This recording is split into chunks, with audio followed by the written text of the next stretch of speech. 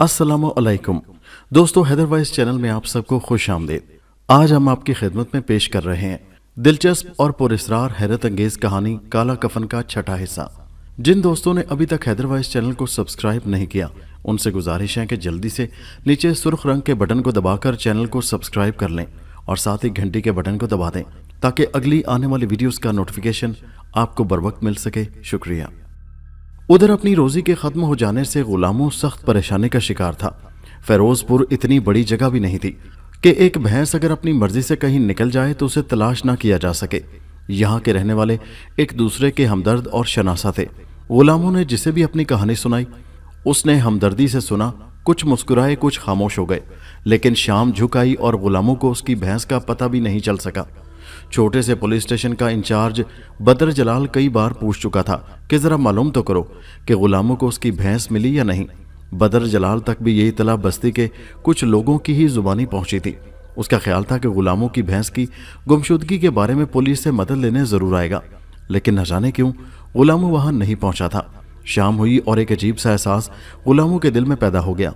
ये तो अफसोस की बात है कि उसकी भैंस इस तरह गुम हो गई है। बस्ती में ऐसे वाकयात न होने के बराबर होते थे। अगर कुछ हो जाए तो सारी बस्ती के लोग सनसनी में मुब्तला हो जाते थे। न जाने क्यों गुलामों का दिल घर में न लगा। उसने सोचा कि जिस तरह भी बन पड़े वो अपनी भैंस को तलाश करे। हैदर शाह याद आया, जिसने संजीदगी से उसकी बात सुनी थी और शायद भैंस की तलाश में ही निकल पड़ा था। वो हैदर शाह के घर पहुंचा तो हैदर शाह वहां मौजूद नहीं मिला। फिर वो उस तरफ हैदर शाह को तलाश करता रहा था, लेकिन हैदर शाह भी भैंस की तरह ही गायब हुआ था। अलबत्ता जब वो वापस आ रहा था तो उसे बदर जलाल मिला, जिसने उससे रोककर पूछा, आओ मेरे साथ, मैं पुलिस चौकी पर तुम्हारा इंतजार कर रहा था।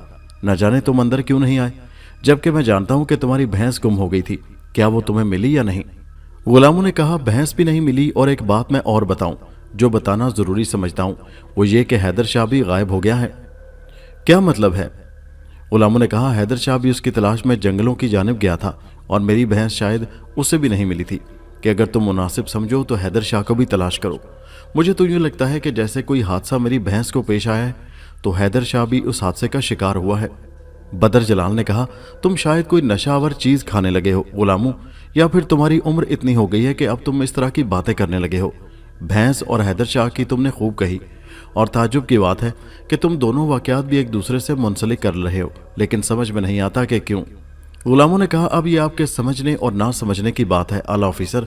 जाहिर है पुलिस के महकमे में आप हैं, मैं नहीं, और अगर मेरी बात को संजीदगी से नहीं समझ रहे तो फिर एक काम करें कि मेरी भैंस के साथ साथ हैदर शाह को भी तलाश करें। बदर जमाल ने कहा, खैर हैदर शाह के बारे में जब कोई मेरे पास रिपोर्ट दर्ज कराएगा तब मैं गौर करूंगा, लेकिन तुम अपनी अहमकाना बातों से लोगों को परेशान करने की कोशिश मत करो। वैसे तुम क्या कहते हो कि हैदर शाह जंगलों की तरफ गया था? गुलामों ने कहा, हाँ, मशरिक के दलदली जंगलों की तरफ। बदर जमाल ने कहा, गोया तुम्हारा ख्याल है कि इस तरफ कोई ऐसी खौफनाक बला मौजूद है जो तुम्हारी भैंस के साथ साथ हैदर शाह को भी चट कर सकती है।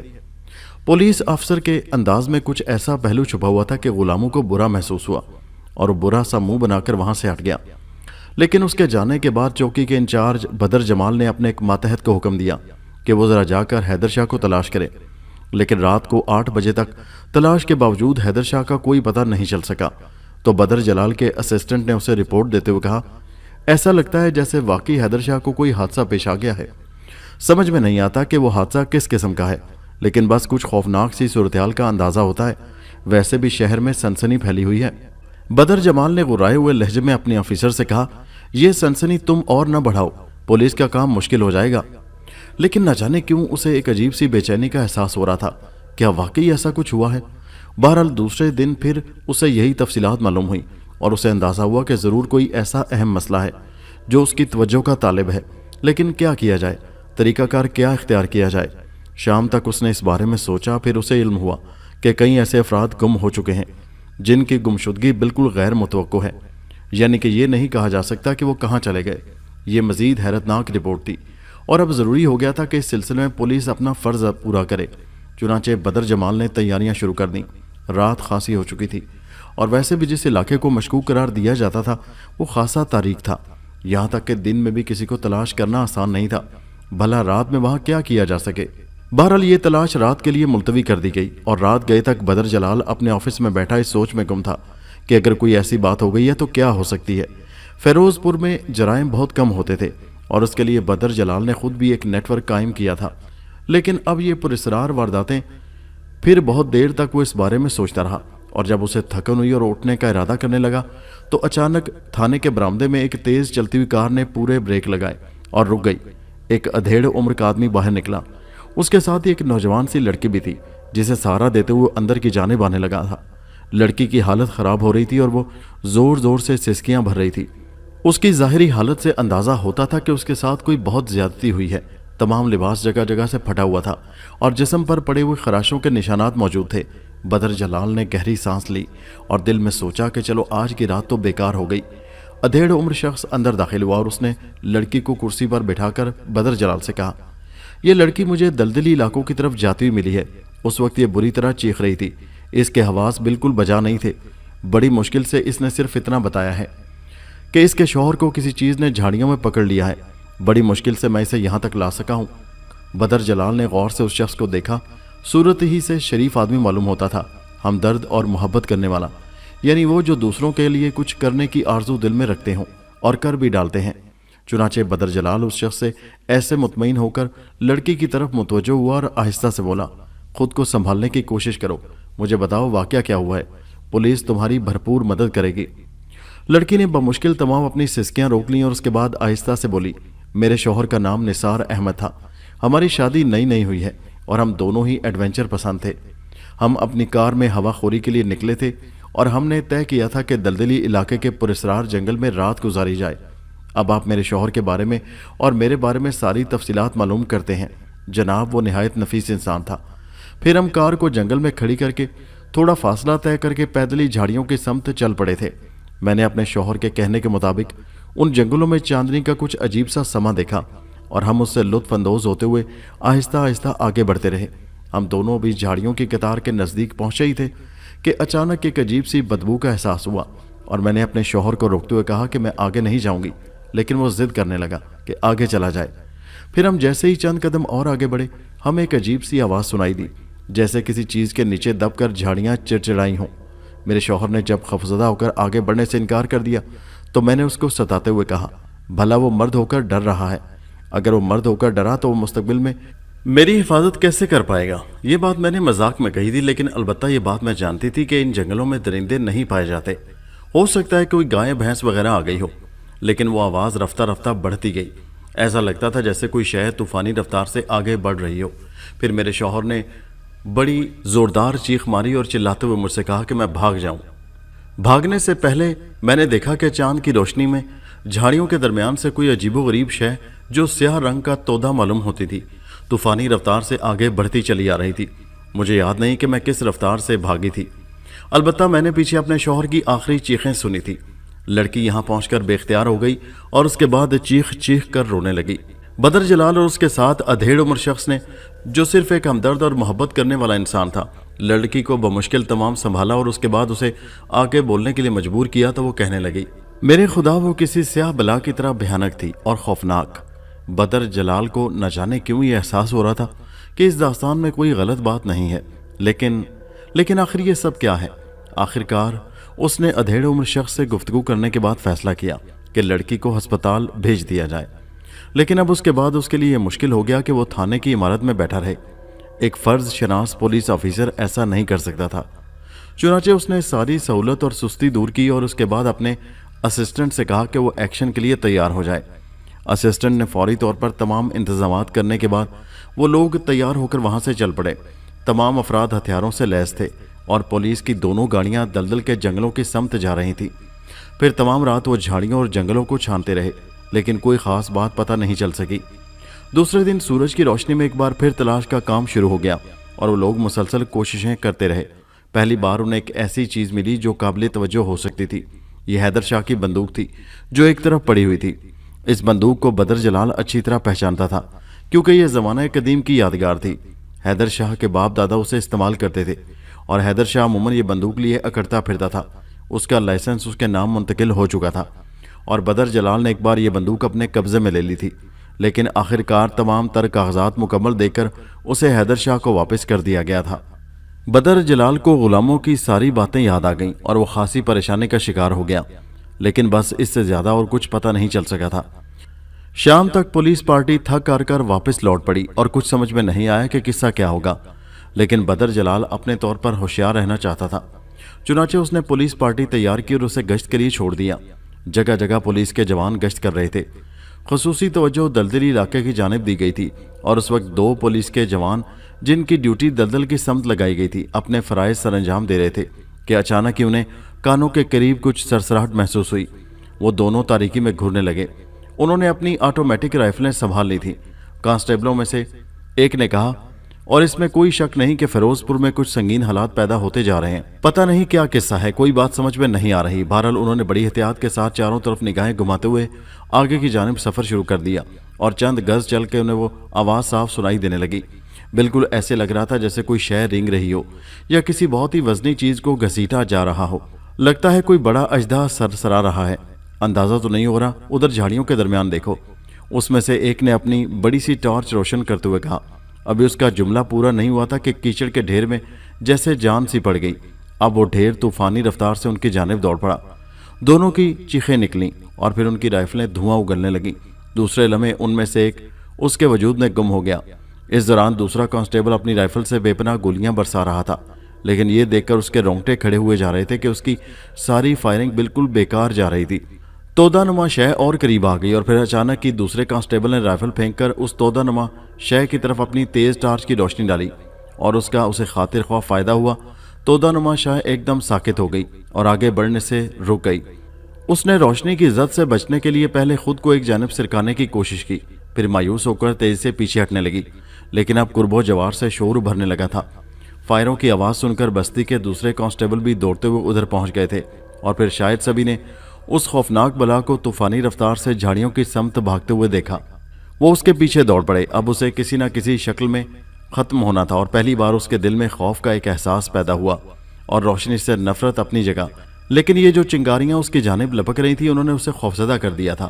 تبھی میں نے یہ سوچا کہ اب میرا اس طرح قائم رہنا مناسب نہیں ہے۔ یوں لگتا ہے جیسے کچھ ہی لمحوں کے بعد وہ میرا اختتام کر دیں گے۔ چنانچہ ایک درخت کے عقب میں پہنچ کر میں اپنی جگہ سے کھڑا ہو گیا اور اچانک ہی سارا ماحول میری آنکھوں میں نمایاں ہو گیا۔ کیا آپ یقین کریں گے؟ آپ یہ بات سوچ سکیں گے؟ یہ میں ہوں، یہ میں یعنی ان تمام تجربات کا شکار میں ہی تھا جو سمندر سے باہر آیا تھا۔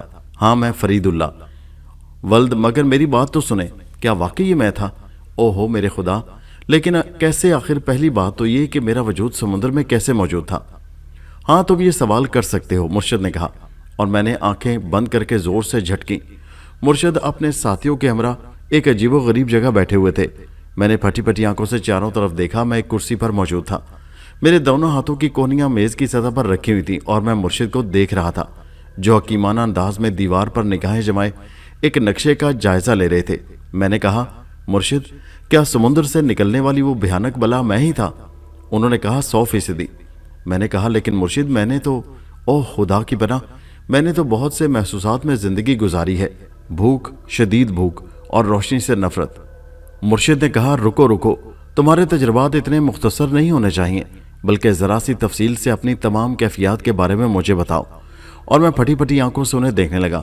پھر میں نے 2-3 گہری سانسیں لیں اور کہا، لیکن مرشد، اپنے تاثرات بتانے سے پہلے کم از کم آپ میرے ذہن کو تو مطمئن کر دیں۔ جواب میں مرشد کے چہرے پر ایک سنجیدگی طاری ہو گئی۔ انہوں نے کہا، کیا تمہاری یہ ضد مناسب ہے؟ جو کچھ تم کہہ رہے ہو ذرا غور کرو، کیا وہی ٹھیک ہے؟ میں نے کہا، نہیں مرشد، لیکن۔ وہ بولے، یہ لفظ لیکن جو ہے نا، یہ ہر حال میں غیر مناسب ہوتا ہے۔ کسی کی توہین کرنے کے لیے ہم اس لفظ کو کافی سمجھتے ہیں، کیونکہ چنانچہ لیکن ایسے الفاظ جن سے انسان اپنے ماحول سے فرار چاہتا ہے، سمجھ رہے ہو نا؟ بری بات، ایسے مت کہو، مجھے بتاؤ جو کچھ تمہیں پوچھ رہا ہوں۔ میں نے کہا، مرشد، میں تو صرف ایک خواب کی مانند جی رہا تھا۔ مجھے بالکل اندازہ نہیں تھا کہ جو واقعات میرے علم میں آ رہے ہیں میں ان واقعات میں سے کسی ایک کردار کی حیثیت رکھتا ہوں۔ میں سوچ بھی نہیں سکتا تھا مرشد کہ وہ منحوس، بدنما اور قابل نفرت شے میں ہوں۔ آخر سمندر میں کیا کر رہا تھا؟ میرا وجود ایک ڈھیلے ڈھالے پہاڑی تودے کی مانند کیوں تھا؟ مرشد، کچھ سمجھ میں تو آئے۔ احساس صرف ایک احساس جو وجود خود اختیار کر جاتا ہے، اس کے سوا کچھ نہیں۔ خوف سے واقف ہو؟ میں نے کہا، ہاں مرشد، کیوں نہیں؟ وہ خود تمہارے دل میں تھا۔ میں نے کہا، مرشد، میں نہیں کہہ سکتا کہ وہ خوف تھا یا نفرت، مجھے روشنی سے نفرت آتی تھی وجہ میں نہیں جانتا۔ انہوں نے کہا وجہ صرف یہ تھی کہ تم تاریکیوں کا سفر کر رہے ہو، رات کا کالا کفن اڑا ہوا ہے تم نے، اور تمہاری شخصیت اس کفن سے باہر نہیں آنا چاہتی۔ روشنی بہت سے رازوں کو کھول دیتی ہے، تم ایک راز رہنا چاہتے ہو اور یہی تمہارے لیے مناسب بھی ہے، کیونکہ تمہارا دشمن اب بھی تم سے زیادہ طاقتور ہے اور وہ تمہیں نقصان پہنچا سکتا ہے۔ میری بات تمہاری سمجھ میں آ رہی ہے نا؟ میں نے کہا مرشد آپ کہہ تو ٹھیک رہے ہیں، لیکن پھر معافی چاہتا ہوں، میں اس کے بعد دوسرے احساس کا ذکر کرتا ہوں، وہ ہے بھوک۔ مرشد اگر میں وہ ناپاک وجود اختیار کر گیا تھا تو اس کی سب سے پہلی کوشش بھوک تھی۔ میرا دل چاہتا تھا کہ میں دنیا کی ہر جاندار شے کو کھا جاؤں۔ انہوں نے کہا ہاں انسان اتنا ہی برا ہے، یہ بات تمہیں ذہن نشین کر لینی چاہیے کہ انسان اپنی بھوک مٹانے کے لیے باقی تمام چیزوں کو خاک کر دینا چاہتا ہے۔ یہ ہوس ہے جو اسے مجبور کرتی ہے کہ کائنات کی ہر قیمتی شے جو اس کی بھوک مٹا سکے اس کے اپنے وجود میں ضم ہو جائے، چاہے وہ انسان ہو، جانور ہو یا کوئی بھی چیز ہو۔ مرشد اس کے بعد مجھے اس خوف کا احساس ہوتا ہے جو زندگی جانے کا خوف ہے۔ بالکل، یہ 3 تجربات تمہاری زندگی کے لیے اہم ترین ہونے چاہیے۔ دیکھو نوجوان دوست، میں کون ہوں، کیا ہوں؟ اگر ابھی تم یہ سب کچھ معلوم کرنے پر تل گئے تو سمجھو آگے کا کام رک جائے گا۔ مرشد سنتے رہو، اب سنتے رہو۔ تم عجیب و غریب حالات میں مجھے ملے ہو۔ اب تک تم نے جس ذہانت اور دلیری کا مظاہرہ کیا ہے اس سے یہ احساس ہوتا ہے کہ تم آگے چل کر ایک کارآمد شخصیت ثابت ہو سکتے ہو، یعنی کالا کفن کے ایسے تحقیق کرنے والوں میں سے جو کائنات کے بہت سے راز کھولتے ہیں۔ لیکن زندگی تجربے کا نام ہے، تمہاری ہر صبح اور ہر شام ایک نئے تجربے سے دوچار ہو سکتی ہے، بشرطے کہ تمہارے دل میں اس تجربے کا شوق ہو۔ میری بات سمجھ رہے ہو یا اور وضاحت کروں؟ میں نے کہا نہیں مرشد، سمجھ رہا ہوں۔ وہ بولے بار بار مجھے تم سے کہنا پڑتا ہے کہ فیصلہ کرو، فیصلہ کرو۔ میں نے پہلے بھی یہ بات سوچی تھی کہ تم سے ملاقات نہ کروں، لیکن تمہاری شخصیت میں کچھ ایسی کشش ہے کہ میرا دل چاہتا ہے کہ تم جہاں کہیں بھی اپنے آپ کو کمزور محسوس کرو اور حالات سے خوفزدہ ہو کر اپنا راستہ بدلنے کی کوشش کرو، میں تمہیں سمجھاؤں کہ ایسا نہ کرو۔ میں نے کہا مرشد آپ یقین کریں، شاید میرا دشمن میرے سامنے آ جاتا تو مجھے اس قدر عجیب احساس نہ ہوتا۔ میں سمجھتا کہ وہ مجھے ہلاک کر دے گا، لیکن یہ حالات جو مجھ پر گزر رہے ہیں، وہ منوس وجود جسے میں نے بھی نفرت کی نگاہ سے دیکھا ہے، کس طرح انسانی زندگیوں کو ختم کرتا رہا ہے، اگر وہ میں تھا تو بلا شبہ یہ میری زندگی کے بدترین لمحات تھے۔ مرشد نے مجھے دیکھا، پھر بولے نہیں، اس طرح تم نے اپنی شخصیت میں بہت سے ایسے نقطے پیدا کر لیے ہیں جو آنے والے وقت میں تمہارے معاون ہوں گے۔ میں نے کہا سمجھا نہیں مرشد۔ وہ بولے میں اب بھی یہی کہوں گا کہ تمہارا دشمن جس سے تمہارا واسطہ پڑا ہے اور جو مستقل تمہاری تلاش میں سرگرداں ہے، اپنے علم میں تم سے زیادہ طاقتور ہے۔ ابھی شاید ایک طویل عرصہ لگے گا کہ تم اسے دھوکہ دینے کا، اس کا مطالبہ کرنے یا اسے ختم کرنے کے قابل ہو سکو۔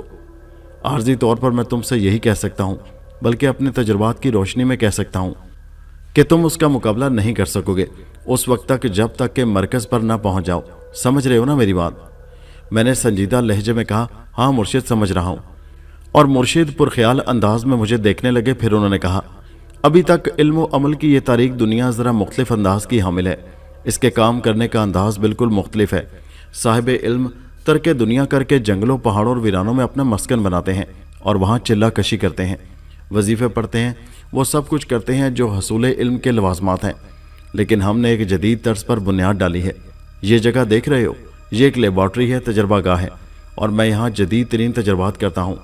روحانیت پر دنیا کے جدید ترین ممالک میں پراسرار قوتوں پر ریسرچ ہوئی ہے اور وہ انہیں سائنس کی کسوٹی پر رکھ رہے ہیں، ان کے بارے میں معلومات کر رہے ہیں، اندازے لگا رہے ہیں، اور پراسرار علوم کو بھی جدید خطوط پر آراستہ کیا جا رہا ہے۔ میں ان کی ان کاوشوں کو برا نہیں سمجھتا، ہر چیز میں کچھ جدت ہونی چاہیے، یہی تو ترقی کے راستے کھولتی ہے۔ چنانچہ تھوڑا بہت کام میں بھی کر رہا ہوں، اور ہر بار میں تمہارے سامنے ایک نیا مسئلہ لا کھڑا کرتا ہوں۔ معلومات کرو، دیکھو اور ریسرچ کرو، اس میں تمہیں لاتعداد مشکلات بھی پیش آئیں گی اور غور بھی کرو گے بہت کچھ، لیکن اس سے تمہیں 2 فائدے ہوں گے۔ پہلا فائدہ یہ کہ تمہارا دشمن جو ایک روایتی آدمی ہے، ایک ایسے کالے علم والا جو اپنے کالے علوم کی مدد سے تمہاری ابتدا پر قابو پائے ہوئے ہے اور وہیں سے تمہیں ٹریس کر رہا ہے، وہ تمہیں جدید پیمانے پر نہیں پا سکے گا اور تم اس پر حاوی ہو جاؤ گے۔ کیا سمجھے؟ میری بات سمجھ میں آ رہی ہے نا؟ میں نے کہا جی مرشد، تھوڑی تھوڑی۔ انہوں نے کہا میں تمہارے لیے ایک رہائش کا بندوبست کیے دیتا ہوں اور وہاں بالکل نئے سرے سے تمہاری ایک زندگی کا آغاز کرتا ہوں۔ اگر تم چاہو تو وہاں ایک ایسے شخص کی حیثیت سے رہ سکتے ہو جس نے نیا جنم لیا ہو اور جو بالکل دنیا سے الگ کا انسان ہو۔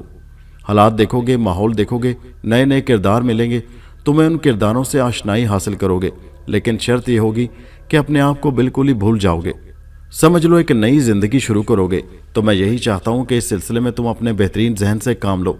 यकीन करो, अगर मैं चाहूं तो तुम्हारी शख्सियत कुछ वक्त के लिए बिल्कुल ही दब जाए, तुम्हें ऐसे ऐसे मामलात में उलझा दूं मैं कि तुम सोच भी ना सको। लेकिन मैं चाहता हूं कि ऐसा ना हो। तुम होशो आवाज़ के आलम में वक्त की तहरीर पढ़ो, कदम आगे बढ़ाओ और वो सब कुछ हासिल कर लो जो ज़रूरी है। क्या समझे? मैंने कहा, मैं समझ रहा हूँ मुर्शिद। उन्होंने कहा, तो फिर ठीक है, मैं तुम्हारे लिए बंदोबस्त करता हूँ। तुम उस वक्त तक छोटा सा काम कर डालो। ये जगह देख रहे हो ना, जहाँ मैंने तुम्हें इस हकीकत से आशना किया है। तुम ये सब कुछ कर रहे थे और अपने आप को समुद्र से निकलने वाले मामलात में एक अहम हैसियत का हामिल करार दे रहे थे, लेकिन अब देखने वाले की हैसियत से मैंने गलत तो नहीं कहा? मैंने कहा, नहीं। तो फिर जाओ उस वक्त तक कि जब तक मैं तुम्हारे लिए कुछ बंदोबस्त करूं और ये सोचूं कि तुम्हें क्या करना है। तुम एक छोटा सा काम करो, ये एक पता नोट करो, तुम्हें एक हीरोइन का इंटरव्यू करना है। अब अगर तुम फिल्मों की हीरोइन समझ बैठो तो ये तुम्हारी गलती है। मुर्शिद के होंठों पर मुस्कुराहट फैल गई। फिर उन्होंने मुझे कागज़ दिया जिस पर एक पता भी लिखा हुआ था, कुछ सवालात भी। मैं उस दिलचस्प इंटरव्यू के लिए चल पड़ा और थोड़ी ही देर के बाद मतलूबा पते पर पहुंच गया। लेकिन ये रास्ता मेरे लिए हज़ारों सोचों का हामिल था। लुत्फ भी आ रहा था, अजीबोगरीब एहसासात भी हो रहे थे और बड़ी अजीब सी पोजीशन महसूस हो रही थी। सब कुछ मुश्किल इंतहाई, बल्कि ये कहा जाए तो गलत ना होगा कि नामुमकिन। बस वक्त था कि गुजर रहा था। आखिरकार मैंने मतलूबा पते पर जाकर उस छोटे से खुशनुमा बंगले के दरवाजे की बेल बजाई और कुछ लम्हों के बाद दरवाज़ा आहिस्ता से खुल गया। मकान आम ही था और उसे देखकर यह एहसास नहीं होता था कि उसमें कोई ख़ास बात है। दरवाजे से जो शख्सियत जाहिर हुई वो किसी कदर पुरस्रार शक्ल की मालिक थी। चेहरा चुड़ैलों जैसा, लंबी नाक, छोटी छोटी आंखें। मैंने उससे सवाल किया, क्या मैं मिस सरनिया से बात कर रहा हूँ? उसने कहा, कौन हो तुम? क्या मैं मिस सरीना से बात कर रहा हूँ? उसने कहा, कौन हो तुम और यहाँ क्यों आए हो? मैंने कहा, मिस सरीना के बारे में सुना था कि वो कुछ खुसूसियात की हामिल हैं। मेरा ताल्लुक़ एक अखबार से है और मैं माजी की एक अजीम शख्सियत से इंटरव्यू करना चाहता हूँ। क्या आप मुझे मिस सरीना के बारे में कुछ बताएंगी? उसने कहा, वो मैं ही हूँ, आओ अंदर आ जाओ। मैं उसके साथ चल पड़ा। अंदर एक तारीक सा हॉल था, फिर उसके बाद एक कमरे में एक मध्यम सा लैंप रोशन था। यहाँ थोड़ा सा फर्नीचर भी पड़ा हुआ था। उसने कुर्सी की जानिब इशारा करके मुझसे कहा, बैठ जाओ, और मैं कुर्सी पर बैठ गया। औरत की नज़र मुझ पर पूरी तरह लगी हुई थी और उसका चेहरा जज्बात से आरी लग रहा था। मैंने कुछ लम्हों के बाद उससे पूछा, हालांकि मैं जानता हूं कि आपका नाम सरीना है, लेकिन फिर भी अखबार के इंटरव्यू के लिए मुझे आपकी ज़ुबानी आपका नाम मालूम करके खुशी होगी। उसने जवाब दिया, सरीना खाम। मैंने कहा, मिस्टर खाम कौन थे? उसने कहा, मेरे डैडी। मैंने सवाल किया, जिंदा हैं? तो वो हंस पड़ी। मैंने चौंक कर उसे देखा तो वो बोली, नहीं। मैंने उससे पूछा, आप शादीशुदा हैं? उसने जवाब दिया, नहीं। मैंने पूछा, आपकी उम्र कितनी है? मैडम, हालांकि सुना यह है कि औरतें कभी अपनी उम्र नहीं बताती, लेकिन फिर भी मैं ये सवाल कर रहा हूँ, आप अपनी पसंद का जवाब दे सकती हैं। उसने कहा, नहीं, मैं उम्र छुपाना नहीं जानती और ना ही उम्र छुपाना बेहतर समझती हूँ। मैंने पूछा, तो फिर आपकी उम्र कितनी है? उसने जवाब दिया, तकरीबन 1107 साल। और मैं उसे देखकर हंस पड़ा, लेकिन वो बिल्कुल संजीदा लग रही थी। मैंने कहा, ज़रा फिर से दोहराइए। उसने कहा, 1107 साल और शायद 2.5 महीना या 45 दिन। मैंने कहा, बहुत दिलचस्प खातून मालूम होती हैं, बात को इतनी संजीदगी से अदा करती हैं कि इंसान आपके मजाक को समझ ही ना सके। खैर चलिए, आपने कहा है, मैं मान लेता हूँ। आपका मशगला ज़िंदगी क्या है? उसने कहा, कुछ नहीं, जंगलों, पहाड़ों, वीरानों, कब्रिस्तानों में भटकती रहती हूँ। कभी कभी मेरी ज़िंदगी से मुंसलिक दिलचस्प वाक़यात भी पेश आ जाते हैं, लेकिन फिर भी मैंने ज़िंदगी में बहुत कम लोगों को नुकसान पहुँचाया है। दिलचस्प मशगला जादूगरी सीखना है। मैंने कहा, मेरा मतलब ये नहीं था खातून, मतलब यह है कि आपकी आमदनी, आप मुझे यहाँ तन्हाई नज़र आ रही हैं। और उसने कहा, देखो, मैं जो कुछ कह रही हूँ सच कह रही हूँ, क्योंकि मैं जानती हूँ कि तुम मेरा इंटरव्यू ले रहे हो और ये इंटरव्यू ज़रूर किसी अखबार में शाया होगा। बहरहाल तुम ये समझ लो कि मैं शैतान ज़ाती हूँ और मेरी उम्र 1107 साल और 2.5 महीना है। बस अब कुछ और मालूम करना चाहते हो तो मालूम करो। ज़िंदगी में वैसे तो बहुत से वाक़यात हैं, लेकिन तुम्हें बताना पसंद नहीं करूँगी। मैंने कहा, बेहतर, मैं समझता हूँ आपका इतना इंटरव्यू काफ़ी है, अब मुझे चलना चाहिए। जवाब में वो अजीब से अंदाज में मुस्कुरा दी, फिर बोली, लोग कहते हैं कि मेहमान आते अपनी मर्ज़ी से हैं और जाते मेज़बानों की मर्ज़ी से हैं। तुम अपनी मर्ज़ी से आए, मैंने तो तुम्हें नहीं बुलाया था, लेकिन तुम्हें मेरी मर्ज़ी से वापस जाना चाहिए। मैंने कहा, माफ़ी चाहता हूँ, अब आपसे पूछने के लिए मेरे पास कुछ भी नहीं है। मैंने कहा और अपनी जगह से उठ गया। वो खामोशी से बैठी रही। मैं दरवाजे की तरफ मुड़ा, लेकिन अचानक मुझे एहसास हुआ कि मैंने सही समत का रुख नहीं किया है। दरवाज़ा उधर नहीं है। फिर मैंने दरवाजे की तलाश में चारों तरफ निगाहें दौड़ाई और ये देखकर मेरे होश गुम हो गए कि उस बड़े से नीम तारीख हॉल में अब कोई दरवाज़ा नहीं था। मेरी आंखें हैरत से फटी की फटी रह गईं। ये कैसे हो सकता है? दरवाज़ा कहाँ गया? मैं आगे बढ़कर उस जगह पहुंचा जहां से मैं अंदर दाखिल हुआ था, लेकिन अब वहां एक सपाट दीवार के सिवा कुछ नहीं था। मैं दीवार के साथ चलकर ये अंदाज़ा लगाने की कोशिश करने लगा कि दरवाज़ा कहीं और तो नहीं है, मुझे गलतफहमी तो नहीं हो रही। लेकिन दरवाज़ा नहीं था, वो गायब था। और हैरानकुन बात यह थी कि कहीं से भी उसका निशान नहीं मिलता था। हालांकि कमरा आम कमरों ही की मानंद था। मैं थोड़ी देर खामोश खड़ा रहा, फिर मैंने परेशानी से कहा, मिस सेरेनिया, बराए करम मुझे दरवाज़ा दिखा दीजिए, मैं जाना चाहता हूँ। जवाब में उसके होंठों पर फिर पहले जैसी मुस्कुराहट फैल गई। उसने कहा, मैंने कहा था ना तुमसे कि मेहमान आते अपनी मर्जी से और जाते मेज़बानों की मर्जी से, क्या समझे? बैठो, मैं तो अभी तुमसे बहुत सी बातें करना चाहती हूँ। उसकी आवाज़ अजीब सी थी। वो तेज़ किस्म की सरगोशी के अंदाज में बोल रही थी। मैं अब भी यही समझा कि वो औरत मजाक कर रही है। मैंने कहा, आप एक खुश मिजाज खातून हैं मिस सेरेनिया, लेकिन ये क्या बेहतर नहीं होगा कि अब आप ये मजाक ख़त्म कर दें? उसने कहा, हाँ हाँ क्यों नहीं, लेकिन मैं चाहती हूँ कि तुम कुछ देर के लिए यहीं ठहर जाओ। असल में इंसान अपनी खुशनसीबी को आसानी से ख़त्म नहीं करने देता। खुशनसीबी? मैंने सवाल किया तो वो मुस्कुरा कर गर्दन हिलाने लगी। फिर बोली, चाय पीना पसंद करोगे? मैंने कहा, मैं सिर्फ जाना चाहता हूँ। उसने कहा, मगर बैठ जाओ, मैं उसे लेकर आ रही हूँ। मैंने हैरत से पूछा, किसे? चाय को, वो बोली और अपनी जगह से उठ गई। कमरा अब भी नीम तारीख था। हालांकि मैंने उसे काफ़ी हद तक देख लिया था, लेकिन बहुत सी चीज़ें अब भी मेरी निगाहों से ओझल थीं। मसलन पहले ही से आग जल रही थी, लेकिन मैंने उसे महसूस अब किया था, या फिर मुमकिन है वो पहले यहाँ मौजूद ही ना हो। ये बात कुछ देर के लिए मेरे जहन से दूर हो गई थी कि मुझे यहाँ मुर्शिद ने भेजा है और लाजमी तौर पर यह जगह किसी मुसीबत से आरी जगह नहीं होगी। आतिशदान अचानक ही नमदार हुआ था और उसमें आग भी जल रही थी, और फिर जब मैंने बगौर देखा तो मुझे लगा कि आतिशदान के किसी हिस्से पर एक चायदानी भी रखी हुई है। औरत अपनी जगह से उठी और आतिशदान के जाने बढ़ गई। न जाने किस तरफ से उस पर रोशनी पड़ रही थी और उसकी एक बड़ी सी परछाई ने पूरी दीवार को अपनी लपेट में ले रखा था। ये परछाई अजीबोगरीब थी। लग रहा था जैसे किसी इंसान की परछाई ना हो। हालांकि अकब से उस पर साया पड़ रहा था और उसका साया दीवार पर, लेकिन एक बहुत ही खौफनाक शक्ल की चुड़ैल जिसके सर के ऊपर लंबे लंबे सींग नजर आ रहे थे, दीवार पर नजर आ रही थी और उसका रुख आतिशदान की तरफ था। हालांकि इससे पहले मैंने मिस सेरेनिया को देखा था, वो बिल्कुल किसी घरेलू औरत की मानंद ही थी। स्याह बाल, बीच से निकाली हुई मांग, मौजू कदो कामत, जो ये जाहिर नहीं करता था कि उसकी उम्र ज़्यादा है, और वो अपनी उम्र बता रही है 1107 साल। दिलचस्प मजाक है। लेकिन ये परछाई, एक बार फिर मैंने गौर से सेरेनिया को देखा। उसकी नाक किसी चोंच की मानंद मुड़ी हुई सी थी, आंखें तेज़ और छोटी थीं और नकूश बिल्कुल आम किस्म के थे। बहरहाल वो चाय लेकर पलटी। गालिबन वहाँ आतिशदान पर चाय का माकूल बंदोबस्त कर रखा था।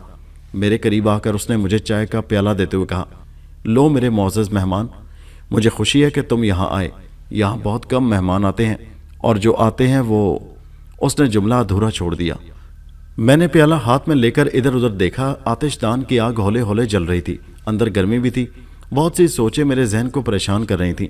मैं उसके पुरस्रार जुमलों पर गौर कर रहा था। फिर मैंने सोचा कि चलो कोई हर्ज नहीं है, चाय पीकर यहाँ से चला जाऊँगा। मैंने महसूस किया कि वो मेज़ की दूसरी जानिब से मुझे घूर रही है। फिर उसने आहिस्ता से कहा, अब मेरा कारोबार ठंडा हो गया है, समझे? अब मेरा कारोबार बिल्कुल नरम हो गया है। कारोबार? मैंने एक बार फिर उसे चौंक कर देखा। उसने कहा, हाँ, काले जादू का कारोबार पहले बहुत अच्छी तरह चलता था, लेकिन अब लोग जादू को भी साइंस ही समझने लगे हैं और हमारा कारोबार तकरीबन ख़त्म होता जा रहा है। इस पर अब बहुत कम लोग यकीन रखते हैं।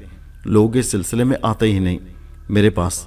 तुम यकीन करो, मैंने तवील अरसे से जादू का कोई पुतला नहीं बनाया है। मैंने हैरत से कहा, जादू का पुतला? वो बोली, हाँ, ये एक पुरस्रार अमल है।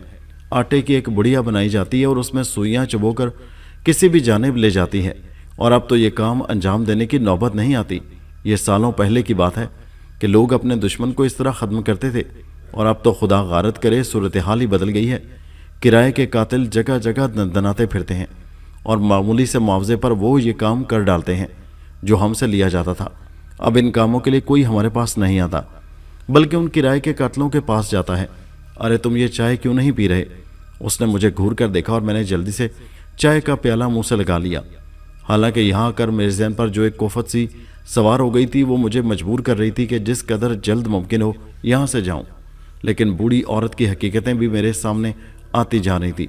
वो वाकई ही कोई जादूगरनी मालूम होती थी, क्योंकि उस कमरे में मैं एक ही दरवाजे से अंदर दाखिल हुआ था, लेकिन अब वो दरवाज़ा यहाँ नहीं था। चाय के पहले घूंट ने मुझे एहसास दिलाया कि ये चाय भी आम किस्म की नहीं है, क्योंकि ये खासी कड़वी थी। औरत ने मुझे मुखातिब करते हुए कहा, वैसे तुम मेरा इंटरव्यू लेने के लिए आए हो नौजवान। मुझे हैरत है कि तुम मेरी ज़ात में कोई दिलचस्पी नहीं ले रहे। हालांकि ये एक हकीकत है कि अब मेरे पास अब इस अंदाज का कोई शख्स नहीं आता, और शायद बहुत कम लोगों ने मुझसे मेरे बारे में पूछा हो। खैर चलो ठीक है, कोई ऐसी बात नहीं है, हर तरह के लोग होते हैं। वैसे ख्वाहिश सबकी यही होती है कि लोग उनके बारे में जानें। तुम ये बताओ, तुम्हारी अपनी क्या कैफियत है? क्या ये चाय तुम्हें पसंद आई? मैंने चौंक कर पहली बार चाय पर तवज्जो दी। ये कड़वी चाय मुझे एक अजीब सी लग रही थी, लेकिन फिर भी उसके घूंट मैंने अपने मैदे में उतार लिए थे। फिर मैंने उसकी जानिब देखा और फिर यूं महसूस हुआ जैसे उसका रंग अचानक सुर्ख होता जा रहा हो। ये क्या बात है? वो अचानक सुर्ख कैसे हो गई? उसका लिबास, उसका चेहरा, उसके बाल, कमरे का माहौल, सामने की दीवार, सारे का सारा सुर्ख। क्या किस्सा है? मैंने एक बार फिर अपने जहन को झटके देकर संभालने की कोशिश की, लेकिन यह सुर्खी मेरी निगाहों से दूर नहीं हो रही थी। उस सुर्ख कमरे में लतादार परछाइयाँ नजर आ रही थी। शायद यही परछाइयाँ दरवाजे को छुपाए हुए थी, मगर मजबूरी थी, क्या कर सकता था मैं? दरवाज़ा मुझे नजर ही नहीं आ रहा था। बमुश्किल मैंने चाय का प्याला नीचे रखकर लड़खड़ाती हुई आवाज़ में कहा, अब तो मुझे इजाज़त दो, मैंने चाय भी पी ली है। एक बार फिर मैं अपनी जगह से उठ गया, मगर मुझे महसूस हुआ कि मैं उड़ने लगा हूँ। मेरे पैर फर्श से ऊंचे उठ चुके हैं और जैसे मैंने एक बेवजनी कैफियत का शिकार हो गया हूँ। मैंने फ़ज़ा में लटके लटके हाथ पांव हिलाए। ये तो मुनासिब नहीं है, ये मेरी क्या कैफियत हो रही है? मैंने दिल ही दिल में सोचा और उसके बाद मैंने शिकायती अंदाज में उससे कहा, देखो मैं जाना चाहता हूँ, अब मैंने चाय भी पी ली है, मेरा यहाँ रुकने का कोई जवाज़ नहीं है। उसने कहा, मगर मैं ये चाहती हूँ कि तुम अभी यहाँ से ना जाओ। मैंने कहा, कमाल करती हो, मेरी जिम्मेदारियाँ हैं कुछ, मैं अपनी ये जिम्मेदारियाँ पूरी करना चाहता हूँ। उसने कहा, और मैं तुमसे कहती हूँ कि यहाँ बहुत कम लोग आते हैं, और जब कोई आ जाता है तो फिर उसकी मेज़बानी मुझ पर फ़र्ज़ हो जाती है। तुम्हें मेरे साथ चलना होगा, हम दोनों एक हसीन जगह पर जाएंगे जो आखिरकार तुम्हें पसंद आएगी। मैंने सवाल किया, कहाँ? यह भी एक अजीब कैफियत थी। न जाने मेरे हवास मेरा साथ भी दे रहे थे। मैं सोच सकता था लेकिन अमल नहीं कर सकता था। मेरे जहन में परेशानियां भी थीं, अपनी हालत का एहसास भी, लेकिन मैं उस एहसास पर काबू नहीं पा सकता था। वो बोली, तुम्हें मेरे साथ चलना होगा, मुझे एक अहम मीटिंग में शिरकत के लिए जाना है। मैंने कहा, लेकिन मेरा उस मीटिंग से क्या ताल्लुक़ है? कहने लगी, है, मैं जो कह रही हूँ कि तुम नहीं जानते कि निजात हासिल करने के लिए मुझे तुम्हारी ज़रूरत है। मैंने बदस्तूर खला में तैरते हुए कहा, निजात? कैसी निजात? उसने कहा, हाँ निजात, सरीना बोली। मैंने कहा, मगर मिस सरीना, मैं तो सिर्फ आपका इंटरव्यू करने के लिए आया था। उसने कहा, देखो, हमें चंद कवानीन पर अमल करना होता है। मसलन जिस तरह खाने की मेज़ पर तुम लोग कभी दूसरे आदमी को नहीं उठाते और नहीं बिठाते, बिल्कुल इस तरह हम जब तक 13 अफराद मुकम्मल न हो जाएं अपनी महफिल नहीं जमा सकते। वो इसे पसंद नहीं करता। मैंने हैरानी से पूछा, कौन? उसने कहा, उसका जिक्र है जिसे तुम अपनी ज़ुबान में शैतान कह सकते हो। उसने दर हकीकत शैतानी मुस्कुराहट के साथ कहा, लेकिन मैंने एहतजाजी अंदाज में कहा। वो बोली, इसीलिए तुम्हें मेरी महफिल में चलना होगा, समझ रहे हो ना? मैंने कहा, यानी तुम्हारा मतलब है कि शैतान की मजलिस में? लेकिन मिस सेरेनिया, मैं उसका पाबंद तो नहीं हूँ। उसने कहा, अब हो, यहाँ आए हो तो जाहिर है तुमने मेरा वक्त भी लिया है। हर शख्स को थोड़ा सा दूसरे से ताउन तो करना होता है। वैसे तो तुम्हें वो जगह पसंद आएगी जहाँ ये मजलिस होगी। मैंने पूछा, कौन सी जगह है वो? उसने कहा, एक पहाड़ी, हमें एक लंबा सफ़र करना होगा, चलो तैयार हो जाओ। मैंने कहा, नहीं, मैं नहीं जाना चाहता। उसने कहा, तुम जाओगे, और घूर कर मुझे देखा। न जाने क्यों मुझे ये महसूस हुआ कि उसकी आंखों से रोशनी की लहरें निकलकर मेरे वजूद में दाखिल हो रही हैं। वो आंखें कुछ ऐसी ही थी, कुछ देर पहले जो तमाम बातें मजाक लग रही थी, अब मुझे एहसास हो रहा था कि वो मजाक नहीं, हकीकत है। बूढ़ी औरत यकीनी तौर पर काले जादू की माहिर है। ओह मेरे खुदा, अब क्या होगा? मुझे बहुत सी बातें याद आ रही थी, बहुत से पुरस्रार मसले हमारे सामने जाहिर हो रहे थे। उसने कहा, अब मैं तुम्हें तैयार करने के लिए अपनी एक ख़ास दोस्त को बुलाती हूँ, आओ तुम उसे तैयार करो। उसने कहा, और अचानक ही मुझे यूँ महसूस हुआ जैसे दीवार से एक रोशनी सी फूटी हो, और फिर रोशनी अंदर दाखिल हो गई। लेकिन जो कोई अंदर आया तो उसे देखकर मैं खौफ से सुकड़ कर रह गया। एक छोटे से कद की नौजवान औरत थी जिसके पूरे जिस्म पर लंबे लंबे स्याह बाल थे। वो उछल उछल कर फर्श पर चल रही थी और मेरी जानें बढ़ रही थी। उसकी बारीक सी आवाज़ उभरी, मिस सिरिनिया, क्या करना है मुझे? उसने कहा, ये उस्ताद आज़म की मीटिंग में शरीक होने जा रहे हैं और तुम्हें इन्हें तैयार करना है। देखो, हमें जिस अंदाज में सफ़र करना होगा तुम जानती हो। उस सफ़र के लिए क्या तरीक़ाकार इख्तियार करना होता है। मैं अपने आप को समझाने की कोशिश कर रहा था। ये तिलिस्मी माहौल, इसमें कोई शक नहीं कि इससे पहले भी कई बार मेरे सामने आ चुका था, ख़ास तौर पर ईरानी शिवानी, जिसे मैं अभी तक नहीं भूल सका था। क्या उस कायनात में इस कदर औरतें इन पुरस्रार उलूम की माहिर होती हैं? मैंने दिल में सोचा। बहरहाल मैंने सोचा वो अजीबोगरीब पुरस्रार औरत जो इंतहाई छोटे कद की मालिक थी मुझे अपने पैरों के नज़दीक नजर आई। अचानक जैसे कोई चिपटी सी चीज़ मुझे अपनी टांगों से लिपटी हुई महसूस हुई। फिर मुझे यूं लगा जैसे मेरे पूरे वजूद में शोले भड़क उठे होंगे। मैंने आंख उठाकर देखा, सिरिनिया भी अपना लिबास तब्दील कर रही थी और उसकी शख्सियत एकदम से तब्दील होती जा रही थी। उसके हाथ लंबे होकर घुटनों तक लपक आए थे और चेहरे की रंगत बदलती जा रही थी। उसने थोड़ी देर के बाद आगे बढ़कर मेरा हाथ पकड़ लिया और मुझे यूं लगा जैसे मैं फ़िज़ा में ऊपर उठ रहा हूँ। मुझे अपनी चारों तरफ अंधेरों के बादल उड़ते हुए महसूस हुए, रात की मानंद। ये सब क्या है? मैंने झटक कर हाथ छुड़ाना चाहा, मगर वो तो किसी फौलादी शिकंजे की मानंद मेरे बाजुओं पर पेवस्त था और न जाने मुझ पर कैसी कैफियत हो रही थी। दफतन ज़ोर से झटका लगा और मैं अपने आप को संभालने की कोशिश में फ़ज़ा में तैरता हुआ रह गया। मुझे एहसास हो रहा था जैसे मैं बराबर ऊपर उठ रहा हूँ। मेरे चारों तरफ अंधेरा अंधेरा है और हवाओं की शाएं शाएं गूंज रही हैं। नीचे निमी निमी रोशनियां नजर आ रही थी। बिल्कुल ऐसा ही लग रहा था जैसे मैं किसी हवाई जहाज़ में बैठा हुआ किसी रोशन शहर से गुजर रहा हूँ। मेरे इतराफ में ताज्जुब खेज आवाज़ें गूंज रही थी।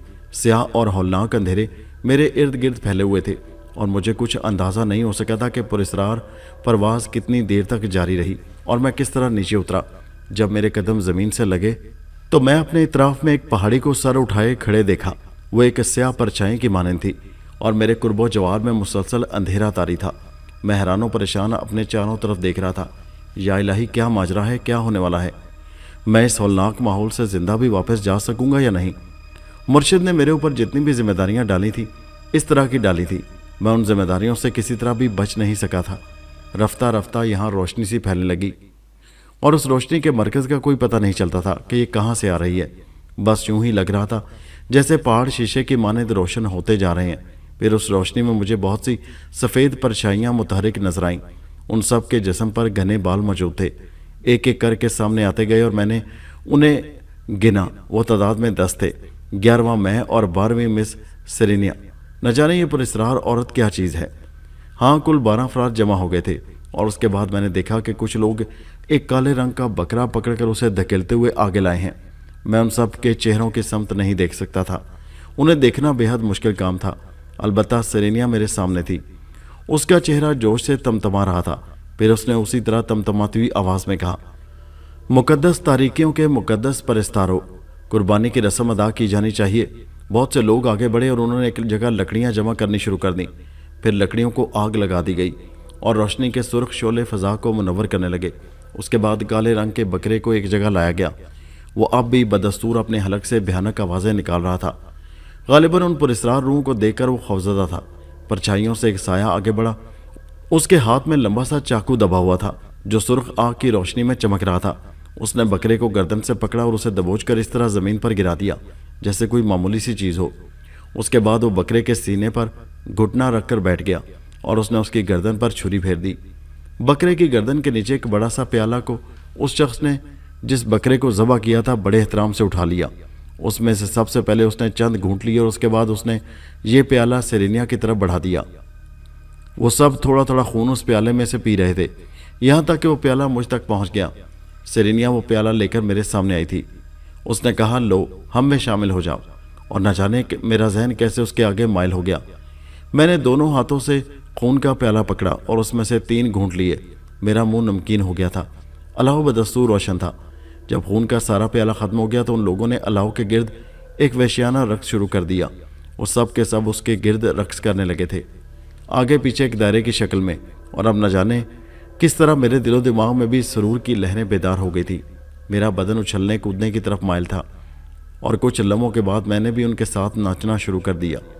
سیاہ پرچھائیاں بار بار اچھل رہی تھیں اور اپنے طور پر خوشیوں کا اظہار کر رہی تھیں۔ پھر ایک گنگناہٹ سی ابھری جیسے مکھیاں بن رہی ہوں، اور پھر ایک آواز ابھری، دیکھو سیرینیا کسی اور کو لے آئی ہے، یہ ہماری ایک خاص ساتھی کی جگہ ہے جو آج نہیں آ سکی۔ پھر اچانک ایک زبردست شور بلند ہوا جیسے ہزاروں پتے دھنکنے لگے ہوں۔ میں ان تمام چیزوں کو دیکھ رہا تھا، محسوس کر رہا تھا۔ مجھے یوں لگ رہا تھا جیسے میں کوئی ایسا عمل کر رہا ہوں جس سے میرا کوئی تعلق نہ ہو۔ یہ سارا ماحول، یہ سارا منظر مجھے اجنبی لگ رہا تھا، لیکن میرا دل یہ چاہ رہا تھا کہ میں خود بھی براہ راست ان تمام معاملات میں شرکت کرتا رہوں۔ یہ سب مجھے اجنبی نہیں لگ رہا تھا۔ پھر شاید کوئی اور بھی آ پہنچا جس کا تذکرہ وہ لوگ کر رہے تھے۔ وہ شاید کسی چٹان کے پیچھے سے نکل کر آیا تھا۔ انتہائی تاریک سیاہ شے تھی وہ، آنکھوں کی سفیدیاں تک سیاہ تھیں، اور اس کا جسم بالکل جلے ہوئے کوئلے جیسا تھا۔ جیسے ہی وہ باہر آیا ایک دم شور تھم گیا، رقص رک گیا، اور پھر سیرینیا آگے بڑھی اور اس سے باتیں کرنے لگی۔ وہ ان باتوں کے درمیان مسلسل میری جانب اشارے کرتی جا رہی تھی۔ اسی لمحے جیسے ایک اور شور ابھرا، وہ آ گئی، وہ جو نہیں آ سکی تھی وہ آ گئی۔ ان سب نے سانسیں روک کر اسے ہماری جانب بڑھتے ہوئے دیکھا، اور اس نے خوفناک لہجے میں کہا، نہیں، یہ غلط ہے، ہمیں کسی بھی طرح اپنی تعداد نہیں بڑھانی چاہیے۔ ہم 13 ہی ممکن ہو سکتے ہیں، لیکن اب 14 ہو چکے ہیں، اور اس کا جواب سیرینیا کو دینا ہوگا۔ سیرینیا، تم ایک جرم کی مرتکب ہوئی ہو، 14ویں کا اضافہ تم نہیں کیا ہے۔ نہیں، میں سمجھی تھی کہ وہ نہیں آئے گی۔ اس نے کہا، اس سے کوئی فرق نہیں پڑتا، میں سمجھتا ہوں اس سے کوئی فرق نہیں پڑتا، ہم اب 14 ہو چکے ہیں۔ سیاہ سائے کی پھنکار سنائی دی، اس کی آواز میں غصہ شامل تھا۔ سیرینیا نے کہا، اس میں میرا کوئی قصور نہیں ہے مقدس استاد، میرا کوئی قصور نہیں ہے۔ بالکل تسلیم نہیں کیا جا سکتا، اصول ٹوٹ گیا ہے۔ سیرینیا، تمہیں سزا ضرور ملے گی۔ سیرینیا نے کہا، رحم کرو استاد محترم، رحم کرو، میں جان بوجھ کر اس جرم کی مرتکب نہیں ہوئی ہوں۔ سیاہ سائے نے کہا، رحم وہ لوگ کرتے ہیں جو خود بعد میں رحم کے مستحق ہو جاتے ہیں، میں تم پر رحم نہیں کر سکتا۔ اس نے ایک ہی قدم آگے بڑھایا اور دوسرے ہی لمحے اپنے ہاتھ کے چوڑے پنجے سے سیرینیا کی گردن پکڑ لی۔ سیرینیا کے حلق سے دل خراش چیخیں نکلنے لگی تھی۔ سوکھی سوکھی لمبی لمبی انگلیاں سیرینیا کی گردن میں پیوست ہوتی جا رہی تھی۔ پھر اس نے اسے آگے کی جانب گھسیٹا اور میں نے دنیا کا بھیانک ترین منظر دیکھا۔ اس نے سب سے پہلے سیرینیا کی ایک آنکھ اپنے دانتوں سے نکال لی تھی اور اسے کتوں کی طرح چپ چپ کر چبانے لگا تھا۔ سیرینیا کی آنکھ سے خون کا فوارہ بلند ہو رہا تھا اور وہ دہشت سے ہاتھ پاؤں مار رہی تھی، چیخ رہی تھی، لیکن سیاہ سایہ اس کے رخسار کا گوشت ادھیڑ رہا تھا۔ رخسار، دوسری آنکھ، گردن، کان، ہر چیز اس نے چبا چبا کر اپنے معدے میں اتارنا شروع کر دی تھی، یہاں تک کہ وہ سیرینیا کی گردن کا نرخرا باہر لٹک آیا اور جو خون زمین پر گرا وہ دوسرے لوگ نیچے جھک کر زبان سے چاٹنے لگے۔ میں نیم مردہ کیفیت میں ایک چٹان سے اپنی کمر لگائے کھڑا ہوا اس بھیانک منظر کو دیکھ رہا تھا، لیکن ایک احساس اس عالم میں بھی میرے دل میں موجود تھا، وہ یہ کہ فطرت کے خلاف میں اس بھیانک منظر سے نہ تو گھن کھا رہا تھا اور نہ مجھے یہ عجیب محسوس ہو رہا ہے۔ مجھے یوں لگ رہا تھا جیسے یہ سب کچھ ہونا چاہیے جو ہو رہا ہے۔ بہرحال چند لمحوں کے بعد سیرینیا بالکل سرد پڑ گئی اور اس کے بعد وہ بھیانک شخصیت میری جانب متوجہ ہوئی۔ اس نے اپنی سیاہ آنکھوں سے مجھے دیکھا اور مدھم لہجے میں بولا، صرف 13 ہی، ہر صورت میں 13، اور 13ویں شخصیت تمہاری ہی ہو سکتی ہے، تمہیں عہد کرنا ہوگا، کیا سمجھے؟ میں نے جواب دیا، ہاں میں جانتا ہوں۔ اس نے کہا، چلو اسے اپنوں میں شامل کر لو۔ سیاہ صورت والے نے ایک شخص سے مخاطب ہو کر کہا۔ وہ آگے بڑھا، اس نے اپنے ہاتھ میں چاقو پکڑا ہوا تھا، اس چاقو سے اس نے میری داہنے ہاتھ کی انگلی پر ایک نشان لگایا اور میرے داہنے ہاتھ کی انگلی سے سرخ خون نکلنے لگا۔ تب اس نے آگے بڑھ کر ایک کاغذ میرے سامنے کر دیا اور کہا، اس پر دستخط کر دو اور 13 نمبر لکھ دو۔ میں نے کسی انوکھی قوت کے زیر اثر اس کاغذ کی تحریر کے نیچے دستخط کر دیے۔ تحریر کیا تھی یہ اندازہ میں بالکل نہیں لگا سکا تھا۔ جب میں نے اس کاغذ پر دستخط کیے اور وہ کاغذ اس نے میرے ہاتھ سے لے کر ایک دوسرے شخص کے سپرد کیا تو سیاہ صورت والے نے آگے بڑھ کر میرے سر پر ہاتھ رکھا اور بولا، اب تم ہم میں سے ایک ہو۔ اچانک ہی مجھے محسوس ہوا جیسے میرے بدن کی قوتیں بے پناہ بڑھتی جا رہی ہوں۔ میں نے اپنے ذہن میں بھی روشنی کے جھماکے محسوس کیے تھے اور پھر میں نے نیچے دیکھا، میرے پیروں کے پاس کوئی چیز زمین پر پڑی ہوئی تھی، لیکن میرے پیروں کے پاس جو جسم تھا وہ کس کا ہے؟ میں نے جھک کر اسے دیکھا، مجھے یہ چہرہ جانا پہچانا سا محسوس ہوا اور میں اپنے ذہن میں سوچنے لگا کہ یہ کون ہو سکتا ہے، لیکن دوسرے ہی لمحے میرے حواس گم ہونے لگے۔ میرے دل و دماغ کو ایک عجیب سا جھٹکا لگا تھا، یہ چہرہ تو میرا ہے، لباس بھی میرا ہی ہے جو میرے اپنے جسم پر لپٹا ہوا تھا۔ تو کیا یہ میری لاش ہے؟ जो फर्श पर पड़ी हुई है। लेकिन मैं हैरानी से उस लाश को देखने लगा और अचानक ही वो छोटे कद की औरत उछलकर मेरे कंधों पर आ बैठी, जो मेरी तैयारी कराने के लिए सेरेनिया ने बुलाई थी। फिर उसने आहिस्ता से कहा, चलो वापसी का सफ़र करो। अचानक मुझे यूँ महसूस हुआ जैसे मेरे पाँव दोबारा ज़मीन से बुलंद होने लगे हों और फिर मेरा वजूद फ़ज़ा में तैरता हुआ एक ख़ास समत इख्तियार करके चल पड़ा। मैं न जाने क्यों ये महसूस कर रहा था जैसे मैं बड़ा हल्का हो गया हूँ। इसके अलावा मुझे भी लग रहा था जैसे मेरे बदन की तवन्नाइयाँ बेहद बढ़ गई हों और उस वक्त मेरा जो दिल चाहे मैं कर सकता हूँ। हाँ, वाकई मुझे यूँ लग रहा था जैसे मैं एक इंतहाई ताकतवर शक्ल इख्तियार कर गया हूँ। अब ये अलग बात है कि जब तक किसी भी चीज़ को आजमा ना लिया जाए कहा नहीं जा सकता। चुनाचे अब सबसे बड़ी बात यह थी कि मैं अपने आप को आजमा लेता। हैरत की बात यह थी कि इस बार जब मैंने ज़मीन पर कदम जमाए तो ये वही जगह थी जहाँ मेरी मुलाकात में सेरेनिया से हुई थी, यानी सेरेनिया का घर। यहाँ पहुँचा ही था कि वो काली बला मेरे शानों पर से उतर गई, जो बड़े बालों वाली एक छोटी सी औरत थी। उसने मुझे देखकर गर्दन खम करते हुए कहा, और अब तुम उन 13 अफराद में से एक हो। मैं तुम्हारी गुलाम हूँ, तुम्हारे हर मसले में मदद दूंगी, तुम्हें यह बताऊंगी कि तुम्हें क्या करना है।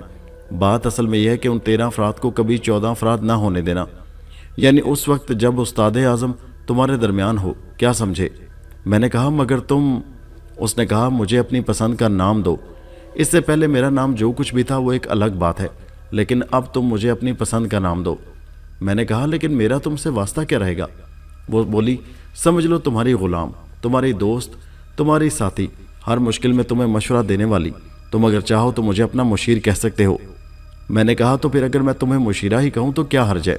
वो एकदम हंस पड़ी, फिर बोली, बहुत आसानी पसंद इंसान हो, यानी मेरे नाम की तलाश में भी तुमने कोई मेहनत नहीं की और मुझे एक ऐसा नाम दे दिया जो आम सा नाम है। मैंने कहा, क्या ख्याल है तुम्हारा? तो क्या तुम कोई ख़ास नाम चाहती हो? उसने कहा, नहीं, तुम्हारा दिया हुआ हर नाम मुझे पसंद है क्योंकि तुम अब मेरे आका हो। मैंने कहा, तुम्हें बुलाने का ज़रिया क्या होगा? मुशीरा, उसने जवाब दिया और मैं हंस पड़ा। ठीक है, अब तुम जाओ। जब वो चली गई तो मैंने इन वाक़यात के बारे में सोचा। क्या अजीब चक्कर है, कैसी अनोखी बात है। क्या कर सकता हूँ इस सिलसिले में? अगर मुमकिन हो सके तो मुर्शिद से मालूमात हासिल की जाएँ। ये तस्वुर मैंने किया ही था कि अचानक ही मुझे बाएं समत एक आहट से सुनाई दी। मेरी गर्दन उस तरफ घूम गई। उधर एक सपाट दीवार थी और किसी तरह की आहट अगर उस दीवार के दूसरी तरफ हो तो बाकी और कुछ नहीं था। तब मैंने निगाहें दाएं समत घुमाई और एक बार फिर मेरा सर चकरा कर रह गया। ये तो वही दफ्तर नुमा जगह थी जहाँ मुर्शिद मौजूद हुआ करते थे और उस तरफ वो एक आरामदेह कुर्सी पर बैठे हुए थे। मेज़ उस तरफ पड़ी हुई थी। उस मेज़ पर 2 अफराद और मौजूद थे जिनकी शक्लें मेरे लिए अजनबी थीं। लेकिन मुर्शिद ने मेरी जानिब देखकर मुस्कुराते हुए कहा, हाँ, यकीनी तौर पर तुम्हारे जहन में ये ख्यालात मचल रहे होंगे कि अब क्या सूरत हाल है और तुम्हें इस सिलसिले में क्या करना चाहिए। क्या ख्याल है, मैं गलत तो नहीं कह रहा? मैंने कहा, नहीं मुर्शिद, आप ठीक कह रहे हैं। उन्होंने कहा, मैं तुम्हें इन्हीं सवालात का जवाब देना चाहता हूँ और उसके लिए मैंने तुम्हें यहाँ बुलाया है। मैंने इस बार ज़रा पुरएतमाद अंदाज में मुस्कुराते हुए कहा, मुर्शिद, एक बात कहूँ? वो बोले, हाँ कहो। आप साहिब इख्तियार हैं। आपकी एक मामूली सी जुम्बिश वो कर डालती है जो दूसरा ज़िंदगी भर सोचे तो नहीं कर सकता। यानी मैं उस घर में पहुंचा, वहां मेरे साथ जो वाक़यात पेश आए उनसे आपकी वाकफियत, उसके बाद आपकी एक जुम्बिश मुझे यहाँ ले आई। मुर्शिद, ये क़ुव्वत, ये इख्तियारात कैसे हासिल हो सकते हैं? वो बोले, काला कफन ओढ़ लो, इसकी तकमील कर लो। ये तुम्हारी क़ुव्वतें तुम्हारे पास होंगी, तुम बेपनाह ताकतवर इंसान बन जाओगे। बस इतना काफ़ी है। और फिर एक बात मैं तुम्हें ख़ास तौर पर कहना चाहता हूँ, वो ये कि वक्त खुद अपने फ़ैसलों की तकमील करता है। यानी ये कि तुम इंतज़ार कर लो। हालात जिस अंदाज में तुम्हारे साथ सफ़र कर रहे हैं उसी अंदाज में हालात से समझौता करो और फिर देखो कि आने वाला वक्त इस सिलसिले में मज़ीद क्या कहता है। मैंने कहा, जी मुर्शिद। वो बोले, अच्छा अब ये बताओ, अब तक का तजुर्बा कैसा रहा? मैंने कहा, पहले भी मुर्शिद आपने मुझे कुछ जगहों पर भेजा था और मैं वहीं पर अपने मामलात की तकमील करता रहा था और आप मुझसे मुतमईन भी थे। लेकिन इस बार आपने जिस जगह भेजा है वहाँ मुझे एक अजीब सी परेशानी का एहसास हो रहा है। वो बोले, क्या? मैंने कहा, मुर्शिद, सबसे पहली बात तो ये कि मैं मिस सेरेनिया के पास पहुंचा तो मुझे अपने जादू की क़ुव्वतों से एक अनोखे मकाम पर ले गई, लेकिन वहां मौजूद लोगों ने एक जानवर का खून पिया और जब उन्होंने मुझे उसकी पेशकश की तो मैं भी इनकार नहीं कर सका। मुर्शिद, आप मुझे ये बताइए कि क्या उस जानवर का खून पीकर या अपने खून से किसी कागज़ पर दस्तखत करके मैं अपने दीन से, अपने मज़हब से अलग तो नहीं हो गया?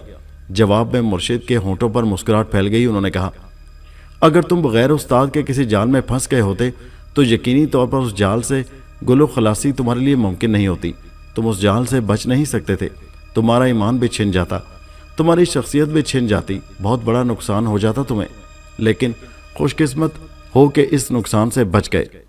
अब सूरत हाल ये है कि बल्कि तुम्हें याद होगा कि जब तुमने खून से दस्तखत करने के बाद ज़मीन की जानिब देखा तो तुम्हारी अपनी लाश तुम्हारे कदमों में पड़ी हुई थी। क्या मैं गलत कह रहा हूँ? मेरी आंखें हैरत से फैल गईं। मुर्शिद के बाकमाल होने में पहले भी मुझे कोई शुबा नहीं था, लेकिन अब जो कुछ मैंने सुना था वो मुर्शिद की शान में बेपनाह इजाफा करता था। मैंने कहा, उस्ताद मोहतरम, आप बेमिसाल हैं। हाँ, ऐसा ही था। वो बोले, इस मुश्किल में तुम्हारे वजूद का दूसरा हिस्सा इन वाक़यात से मुतासिर हुआ था कि नहीं?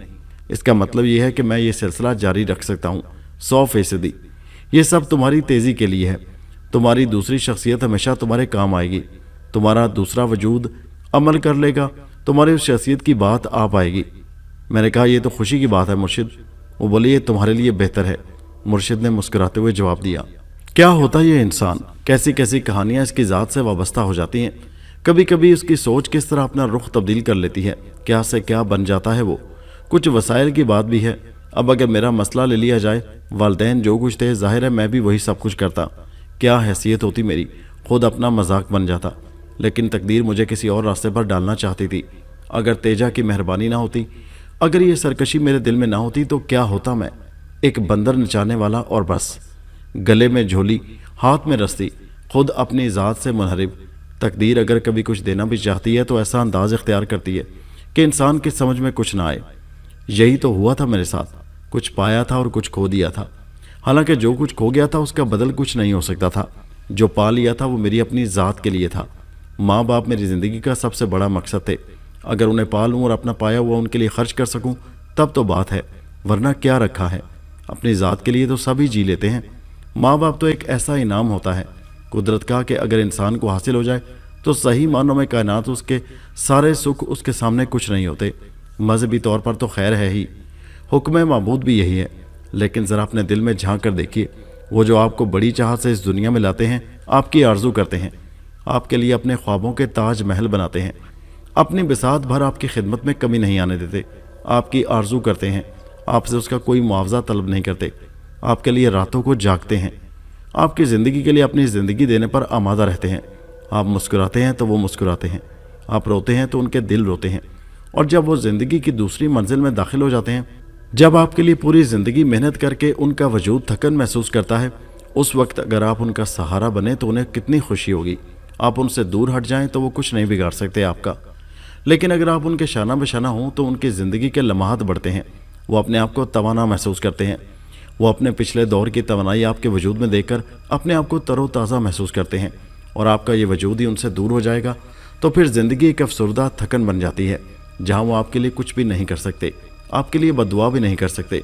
क्योंकि जो दुआएं मांगकर उन्होंने आपकी परवरिश की है, उन्हें बद्दुआओं में तब्दील नहीं किया जा सकता। अगर कोई कमी थी मेरी ज़िंदगी में तो मेरे खो जाने वाले माँ बाप। बेशक ज़िंदगी के अजीबोगरीब हालात से गुजरा था, लेकिन बहरहाल दिल में ये आरजू थी कि वो मिल जाएं और उनकी खिदमत कर सकूं। जो हासिल हुआ है वो उनके लिए इस्तेमाल करूं। तब तो इस हासिल से कुछ हासिल है, वरना सब कुछ ला हासिल। मुर्शिद ने एक तरह से मेरी तरबियत मुकम्मल करके मुझे आज़ादी दे दी थी। उनके आखिरी अल्फाज से ये अंदाज़ा हो गया था कि अब सिर्फ मुझे अपने तौर पर ही जीना और काम करना है। मेरी दोहरी शख्सियत मेरे लिए बड़ी अजीबोगरीब चीज़ थी। जब चाहता अपने बदन को छोड़ सकता था, जब चाहता अजनबी बदन हासिल कर सकता था, और यह अजनबी बदन मेरे लिए मुआविन साबित होता। उस अजनबी बदन से मैं अपनी पसंद का हर काम ले सकता था। एक बहुत ही दिलचस्प अमल था जिसे सोच कर भी अब लुत्फ आता था।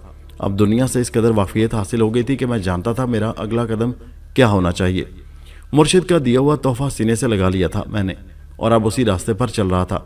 बहरहाल ये थी सारी कहानी। चुनाचे सबसे पहले मैंने अपने लिए एक उम्दा सा होटल का इंतखाब किया। होटल में क़याम के लिए वसाइल का कोई मसला नहीं था। ये चीज़ें तो अब मेरे लिए बहुत आसान हो गई थी। माजी में जो कुछ गुजरा था उसने भी बहुत से तजुर्बात दे दिए थे। एक उम्दा से होटल में क़याम के बाद मैंने आराम से ये सोचा कि अब मुझे क्या करना चाहिए। सबसे पहला ख्याल दिल में यह आया कि चूँकि अब एक पुरस्रार दुनिया से मेरा ताल्लुक़ हो चुका है, चुनाचे सबसे पहले अपने लिए कोई ऐसा ठिकाना बनाऊँ जो इस पुरस्रार दुनिया से मुझे अलग करके मेरी अपनी दुनिया से मुझे मुंसलिक कर दे। जब ये शख्सियत दोहरी हो गई है तो फिर इस दोहरी शख्सियत से फ़ायदा क्यों ना उठाया जाए। मुश्किल हालात के लिए वो काली भूतनी मौजूद थी जिसे मैंने मुशीरा का नाम दिया था।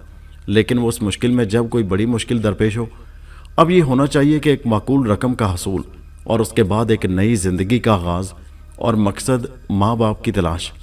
इस वसी कायनात में बहरहाल वो कहीं ना कहीं मिल ही जाएंगे। ये कोई इतना बड़ा मसला नहीं था। चुनाचे मैंने मुशीरा को तलब किया और जैसे ही वो आई मैंने सबसे पहले कमरे का दरवाज़ा बंद करने का हुक्म दिया। बड़ी भयानक शक्लो सूरत की मालिक थी। मेरे सामने आकर बैठी तो मैंने उससे कहा, मुशीरा। वो बोली, जी आका। मैंने कहा, तुम अपनी सूरत बदल नहीं सकती। उसने कहा, आका की पसंद के मुताबिक। मैंने कहा, क्या मतलब? कहने लगी, आका जो हुक्म देंगे मैं वही शक्ल सूरत इस्तेमाल कर लूँगी, हालांकि ये मेरी असली शक्ल है। मैंने कहा, इसके बाद जब तुम मेरे पास आओ तो एक खूबसूरत लड़की के रूप में आना। उसने कहा, आका आपका हुक्म बिल्कुल सर आंखों पर, लेकिन एक चीज़ मुझे अपने अंदर ज़रूर कायम रखना होगी जो मेरी शख्सियत याद दिलाए। मैंने पूछा, क्या? वो कहने लगी, मेरे हाथों पर यही लंबे लंबे बाल होंगे, हथेलियाँ और हाथ उन बालों से ढके होंगे। मैंने कहा, ठीक है, तुम उन हाथों पर दस्ताने भी पहन सकती हो। उसने कहा, जब दस्ताने उतारूंगी अजीम आका तो फिर मेरी सूरत वैसे ही होगी। मैंने कहा, ठीक है, अच्छा अब ये बताओ, मैं एक घर खरीदना चाहता हूँ, उसके हसूल के लिए मुझे क्या करना होगा? उसने कहा, अजीम आका आप यूं करेंगे कि रेस खेलेंगे। घोड़ों के बारे में कुछ जानते हैं आप? मैंने कहा, हाँ क्यों नहीं। उसने कहा, भला क्या? मैंने कहा, ये कि घोड़े घोड़े होते हैं, मुकम्मल घोड़े होते हैं। उसने कहा, वो जुए का जरिया होते हैं अजीम आका। असल में मैं ये नहीं कर सकती कि आपके लिए नोटों के अंबार लाकर लगा दूं। अजीम आका ये ज़रूर कर सकती हूँ कि मैं आपको उन घोड़ों के बारे में बता सकूँ जो जीतने वाले होंगे, और फिर वहाँ से आप दौलत के अंबार ला सकते हैं। आप समझ लीजिए कि वारे न्यारे हो जाएंगे आपके। मैंने कहा, तो फिर ठीक है, मैं एक मकान ख़रीदना चाहता हूँ, मुझे उसके लिए दौलत चाहिए। उसने कहा, कोई मुश्किल ही नहीं है, परसों रेस होगी, आपको रेस में शरीक होना है। उसने कहा, तो मैं मुतमईन हो गया। तो उसने कहा, मैं जाऊँ आका? मैंने कहा, हाँ मुशीरा, तुम आराम करो। जब वो चली गई तो मैं आने वाले वक्त के बारे में सोचने लगा। वाकई ये एक दिलचस्प मशगला है। देखो इस रेस से मुझे क्या हासिल होता है, मैंने दिल में सोचा था। बार उसके बाद जब मैंने ज़िंदगी का एक मकसद बना लिया तो उस मकसद के पर काम करने के लिए कदम बढ़ाना ज़रूरी था। रेस के बारे में मुकम्मल मालूमात हासिल की और जिस कदर रकम मेरे पास थी उसे लेकर आखिरकार रेस कोर्स पहुंच गया। ये एक अलग ही दुनिया होती है। दौलत के असूल के शदाई चेहरों पर फटकार लिए घोड़ों पर ज़िंदगी का इन्हिसार करते हैं। कुछ शौकीन जिनके अपने पास भी बहुत कुछ होता है, अपनी हैवानी फितरत को तस्कीन देने के लिए यहाँ आते हैं और उसके बाद इस तरह बेलगाम हो जाते हैं कि कुछ समझ में ना आए। मैं इस सारे कारखाने को देखता रहा। जुआ खिलाने वाले बड़े बड़े ड्रम रखे हुए थे, उसमें नोट डाले जा रहे थे, और जब ड्रम मुंह तक भर जाता तो उसमें पाँव डालकर नोटों को नीचे कर देते ताकि नए नोट उनमें भरे जा सकें। मेरे दिल को एक धचका सा लगा। नोटों पर तो एक मुतबरक शख्सियत की तस्वीर होती है, उसके अलावा उस पर लिखा है कि हसूल रिज़्क़ हलाल इबादत है। इस मुतबरक और मोहतरम जुमले को पैरों से रौंदा जा रहा था। एक बड़ी जगह पर बुराई हो रही थी। मेरा बस चलता तो मैं उन तमाम लोगों को गिरफ्तार करके उन्हें तवील सज़ा दिलवाता जो एक मोहतरम शख्सियत की तस्वीर को पैरों तले रौंद रहे थे और ऐसे मुतबरक अल्फाज को जो मज़हब का आती हैं उनकी बेहरमती कर रहे थे। हालांकि उसूली तौर पर इस चीज़ के लिए जहन में जगह रखनी चाहिए कि जो हमारे मज़हब व मिलत की शनाख्त होती है, लेकिन ये किसी अच्छी जगह का तस्वुर नहीं था। इन तमाम चीज़ों को देखता हुआ मैं आगे बढ़ता रहा। फिर मैंने ट्रैक पर आने वाले घोड़ों को देखा और मेरी मुशीरा की आवाज़ मेरे कानों में गूंजी। वो बोली, ये जो मुश्की रंग का घोड़ा है इस पर रकम लगा दो। मुश्की रंग का घोड़ा तमाम घोड़ों के मुकाबले में कुछ हल्का था, जबकि दूसरे बहुत से ताकतवर और तवाना घोड़े नजर आ रहे थे। मुख्तसर ये कि मैंने उस पर रकम लगाई, जीता। दूसरी रेस, तीसरी रेस, 5-6 रेसें जीता तो मेरे पास बेपनाह रकम आ गई। उसे एहतियात से लिए होटल वापस पहुंचा। दौलत को संभालना भी एक मुश्किल काम है। फिर तकरीबन 6 रेसें मैंने खेली और उसके बाद एक ब्रोकर से बात करके एक छोटा सा खूबसूरत मकान ख़रीद लिया। बेशक ये मकान मेरे अपने हिसाब से छोटा सा था, लेकिन डबल स्टोरी बना हुआ था। ज़ेरे ज़मीन भी एक बड़ा तहखाना बना हुआ था जिसमें बड़े बड़े 2 हाल कमरे थे, ठंडे और पुरसकून। मैंने अपने तौर पर तय किया कि जब मेरे वालिदैन मिल जाएंगे तो हम कौन कौन से कमरे लेंगे। एक आरज़ू और एक उम्मीद की शम्मा मैंने जलाई रखी थी और मुझे यकीन था कि ये शम्मा मेरी ज़िंदगी के रास्ते तय करने में मेरी मदद करेगी। असल में इंसान के ज़िंदगी का कोई महवर हो तो फिर वो आसानी से सफ़र हयात तय कर सकता है। चुनाचे मैंने सफ़र का आगाज़ कर दिया और अब मैं अपने इस तन्हा घर में बैठकर बहुत सी सोचों को अपने साथ रखता था। मैं अगर चाहता तो घर में मुलाजिम भी रख सकता था, लेकिन मैंने ऐसा नहीं किया। लेकिन बस आर्जी तौर पर कुर्बो जवार से मालूमात करके मैंने ऐसे लोगों को मुंतखब कर लिया था जो मेरे इस घर के काम कर जाया करते थे। मसलन तीसरे दिन सफाई करने वाले 2 अफराद जो पूरे घर को तरोताज़ा कर दिया करते थे। हफ्ते में 2 दिन माली आ जाता था। जो क्यारी दुरुस्त कर देता था। एक कार भी खरीद ली थी मैंने, जिसके लिए मैंने कोई ड्राइवर नहीं रखा था। मुर्शिद से मुलाकात की हर कोशिश बेअसर साबित हुई थी और मैं बहरहाल अपने तौर पर तजुर्बात कर रहा था। पहला तजुर्बा मैंने ये किया कि एक रात अपने जिस्म को तहखाने में रखे हुए एक खूबसूरत ताबूत में महफूज किया और बदन छोड़कर बाहर निकल गया। यही मेरी ज़िंदगी का पहला लेकिन इंतहाई दिलचस्प और सनसनीखेज तजुर्बा था। उन्हें बेअमल ज़िंदगी का कोई महवर बनाना चाहता था मैं। ये सारे इंतजामात, जिनमें एक खूबसूरत ताबूत भी शामिल था, मैंने कर लिए थे। जहन में फौरी तौर पर कोई तासुर नहीं था। अपने खाली वजूद को साथ लिए हुए शहर की सड़कों पर सफ़र करता रहा। एक खामोशी, एक अजीब सा अंदाज अपने वजूद को मैं एक रूह या हवा की शक्ल भी कह सकता हूँ। बहुत से काम कर सकता था मैं इस अंदाज में। तकदीर ने बहरहाल मेरे लिए कुछ रास्ते मुंतखब किए थे और यह हकीकत है कि तकदीर ही रास्ते मुंतखब करती है। इंसान के अपने बस की कोई बात नहीं होती और मेरी ज़िंदगी के लिए एक अनोखा तजुर्बा तैयार था। वो हादसा मेरे सामने ही हुआ था। एक कार थी जो एक नौजवान को टक्कर मारती हुई चली गई थी। नौजवान उछलकर नीचे गिरा था। उसके मुंह से हाय की आवाज़ निकली थी और बस उसके बाद सारी कहानी ख़त्म हो गई थी। मैं दौड़ता हुआ उसके पास पहुंचा। कुछ और लोग भी आसपास से आ गए थे और चीख रहे थे, कार का नंबर नोट किया? नहीं, रात का वक्त था। निकल गया कमबख्त। इसे तो देखो, बज़ाहिर तो कोई चोट नजर नहीं आ रही। गालिबन सदमे से बेहोश हो गया है। अस्पताल ले चलो। वो सामने ही तो अस्पताल है। अस्पताल का बोर्ड मैंने सामने ही देखा था। नीम सरकारी अस्पताल था। बहरहाल इंसानी हमदर्दी से सरशार लोग उस नौजवान को अस्पताल की जानिब ले चले। मैं भी उसके साथ था। नौजवान अच्छी खासी शक्लो सूरत का मालिक था और बेहोश नजर आ रहा था। लेकिन उसके बाद कुछ और ही वाक़या हुआ। कुछ डॉक्टरों ने उसे देखा और तशवीश का शिकार हो गए। फिर उनमें से एक ने सरसराती हुई आवाज़ में कहा, यह मर चुका है। मेरे दिल को शदीद झटका सा लगा। जो कुछ मेरे सामने हुआ था और न जाने क्यों उस नौजवान से कोई राब्ता न होने के बावजूद मेरे दिल में उसके लिए एक अजीब सी हमदर्दी पैदा हो गई थी। डॉक्टर आपस में गुफ्तगू कर रहे थे। नौजवान के लिबास की तलाशी ली गई तो एक तारीफी ख़त मिला जिसमें किसी ने उसकी नौकरी के लिए अपने किसी दोस्त को रुका दिया था। जिस शख्स ने यह रुका दिया था उसने खुशकिस्मती से अपना फ़ोन नंबर भी लिख दिया था। डॉक्टरों ने उसी फ़ोन नंबर पर कोशिश की क्योंकि उसके अलावा नौजवान के पास से और कोई निशानी नहीं मिली थी। ये नंबर किसी शेख फराज अहमद का था। जिस डॉक्टर ने शेख फराज अहमद से रब्ता कायम किया था उसने कहा, फराज साहब से बात करनी है। हाँ, मैं बोल रहा हूँ। डॉक्टर ने कहा, फराज साहब, मैं अस्पताल से डॉक्टर फारूक बोल रहा हूँ। आपने इस महीने की 27 तारीख को किसी नौजवान लड़के को अपने दोस्त अयाज अहमद के लिए एक सिफारशी ख़त दिया था जो मुलाजमत के लिए था।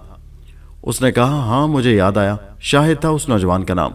मैं बराह रास्त तो उसे नहीं जानता था, लेकिन खुद मेरे एक दोस्त ने मुझसे उसके लिए कहा था और मैंने वो सिफारशी ख़त दे दिया था। लेकिन अफसोस कि जिन लोगों के नाम वो ख़त दिया था मैंने, उन्होंने अपना कारोबार बंद कर दिया। मगर आप ये सब कुछ क्यों पूछ रहे हैं? डॉक्टर ने कहा, उस नौजवान के घर का पता मालूम है आपको? मैं आपको बता चुका हूँ कि मैं अस्पताल से डॉक्टर बोल रहा हूँ। उसने कहा, मैं बताता हूँ। दूसरी तरफ से कहा गया और फिर थोड़ी देर के बाद डॉक्टर फारूक ने पता नोट कर लिया। ये पता मैंने भी अपने जहन में रखा था। डॉक्टर फारूक ने कहा, अब टेलीफोन नंबर के बारे में कुछ कहा नहीं जा सकता। वैसे भी नौजवान जिस तरह का नज़र आ रहा है, उसके बाद ये बात सोचना कि उसके घर में टेलीफोन होगा ज़रा अकल से दूर नज़र आती है। किसी वार्ड बॉय को भेजा जाए। जिस वार्ड बॉय को इस काम के लिए तैयार किया गया था, मैं उसके साथ साथ चल पड़ा। वो बस में बैठकर जा रहा था। जिस मोहल्ले में वो पहुंचा वो एक सादा सी आबादी थी और छोटे छोटे मकानात चारों तरफ बिखरे हुए थे। मकान नंबर 96 पर शाहिद अली लिखा हुआ था और यही उस नौजवान का नाम था।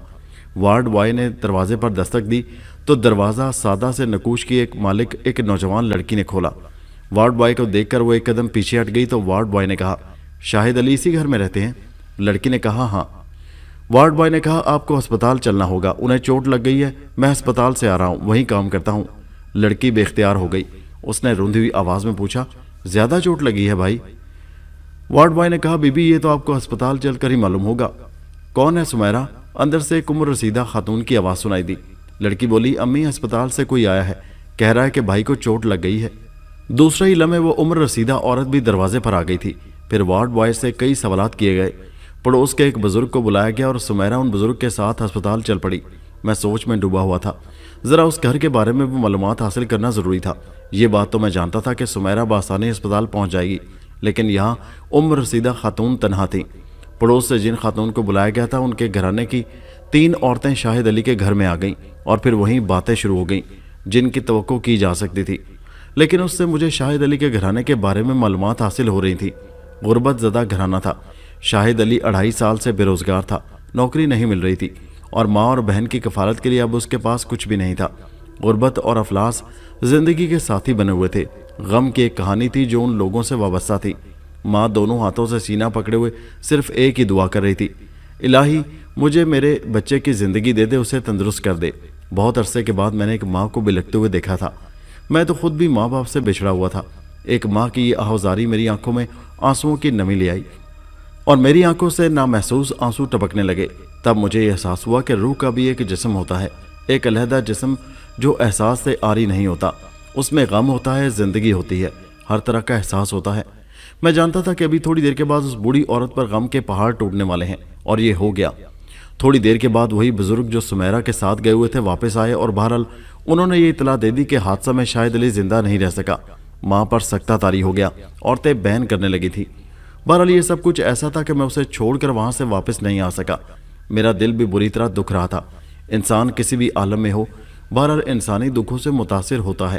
محلے کے افراد اسپتال چلے گئے، سمیرہ کو وہاں سے واپس لے آیا گیا۔ لاش ابھی تک نہیں ملی تھی اور ضروری کارروائیاں ہو رہی تھی۔ پھر اس وقت دن کے تقریباً 2:45 بجے تھے جب لاش اسپتال سے لائی گئی۔ پڑوسی شدید غم کا شکار تھے۔ میں نے اس وقت ایک ماں کو دیکھا جو حسرت، جو کیفیت مجھے اس چہرے پر نظر آئی، اس نے مجھے دیوانہ کر دیا تھا۔ ماضی کی نہ جانے کون کون سی یادیں ایک دم ذہن میں زندہ ہو گئیں اور میرے دماغ میں تاریکیاں پھیل گئیں۔ سمیرہ کی چیخیں آسمان کو چھو رہی تھیں اور میں سکتے کے عالم میں اس لاش کو دیکھ رہا تھا۔ دفتن میرے ذہن میں ایک عجیب سی کلبلاہٹ کا احساس ابھرا۔ یہ احساس ایک خیال کی شکل اختیار کر گیا۔ ایک کام میں کر سکتا ہوں، یہ کام میں بخوبی کر سکتا ہوں۔ واقعی اس وقت یہ کام میں آسانی سے کر سکتا ہوں اور مجھے یہ کام کرنا چاہیے۔ جب قدرت نے مجھے ایک انوکھی اور پراسرار قوت سے نوازا ہے تو مجھے اپنے فرض کی ادائیگی بھی کرنی چاہیے۔ یہ تو ایک دلچسپ مشغلہ ہے۔ یہ تو ایک ایسا عمل ہے جسے کر کے میں بہت سو کو سکون بخش سکتا ہوں اور خود سکون حاصل کر سکتا ہوں۔ بس ایک لمحے کے اندر اندر میں نے فیصلہ کر لیا کہ مجھے یہی عمل کرنا چاہیے۔ لوگ شاہد کی لاش کے گرد جمع تھے۔ ایک طرف ایک کرسی پر عمر رسیدہ خاتون بیٹھی ہوئی تھی۔ سمیرہ درد بھرے انداز میں کہہ رہی تھی، بھائی وعدہ خلافی کر ڈالی نا۔ کہتے تھے سمیرہ میں جھوٹ نہیں بولتا، بولا نا جھوٹ، دیکھو ہمیں بے آسرا چھوڑ کر چلے گئے، یہ اچھا تو نہیں کیا۔ بس اس سے زیادہ میں نہیں سن سکا تھا۔ میں نے اپنا عمل شروع کر دیا اور آہستہ آہستہ میرا وجود شاہد کے جسم میں داخل ہونے لگا۔ کچھ ہی لمحوں کے اندر میرے ہوائی وجود کو ایک جسم مل گیا تھا۔ مجھے یوں لگ رہا تھا جیسے میں ایک بند کمرے میں آ گیا ہوں۔ یہ کمرہ چاروں طرف سے بند تھا اور اب اس کے بعد مجھے وہ کرنا تھا جس سے کسی کو کوئی غلط احساس نہ ہو سکے۔ چنانچہ میں نے کراہ کے ساتھ کروٹ بدلی اور بے شمار خواتین جو رو پیٹ رہی تھیں اچانک ہی وہاں سے دوڑ پڑیں۔ ایک عجیب سی بھگدڑ مچ گئی تھی۔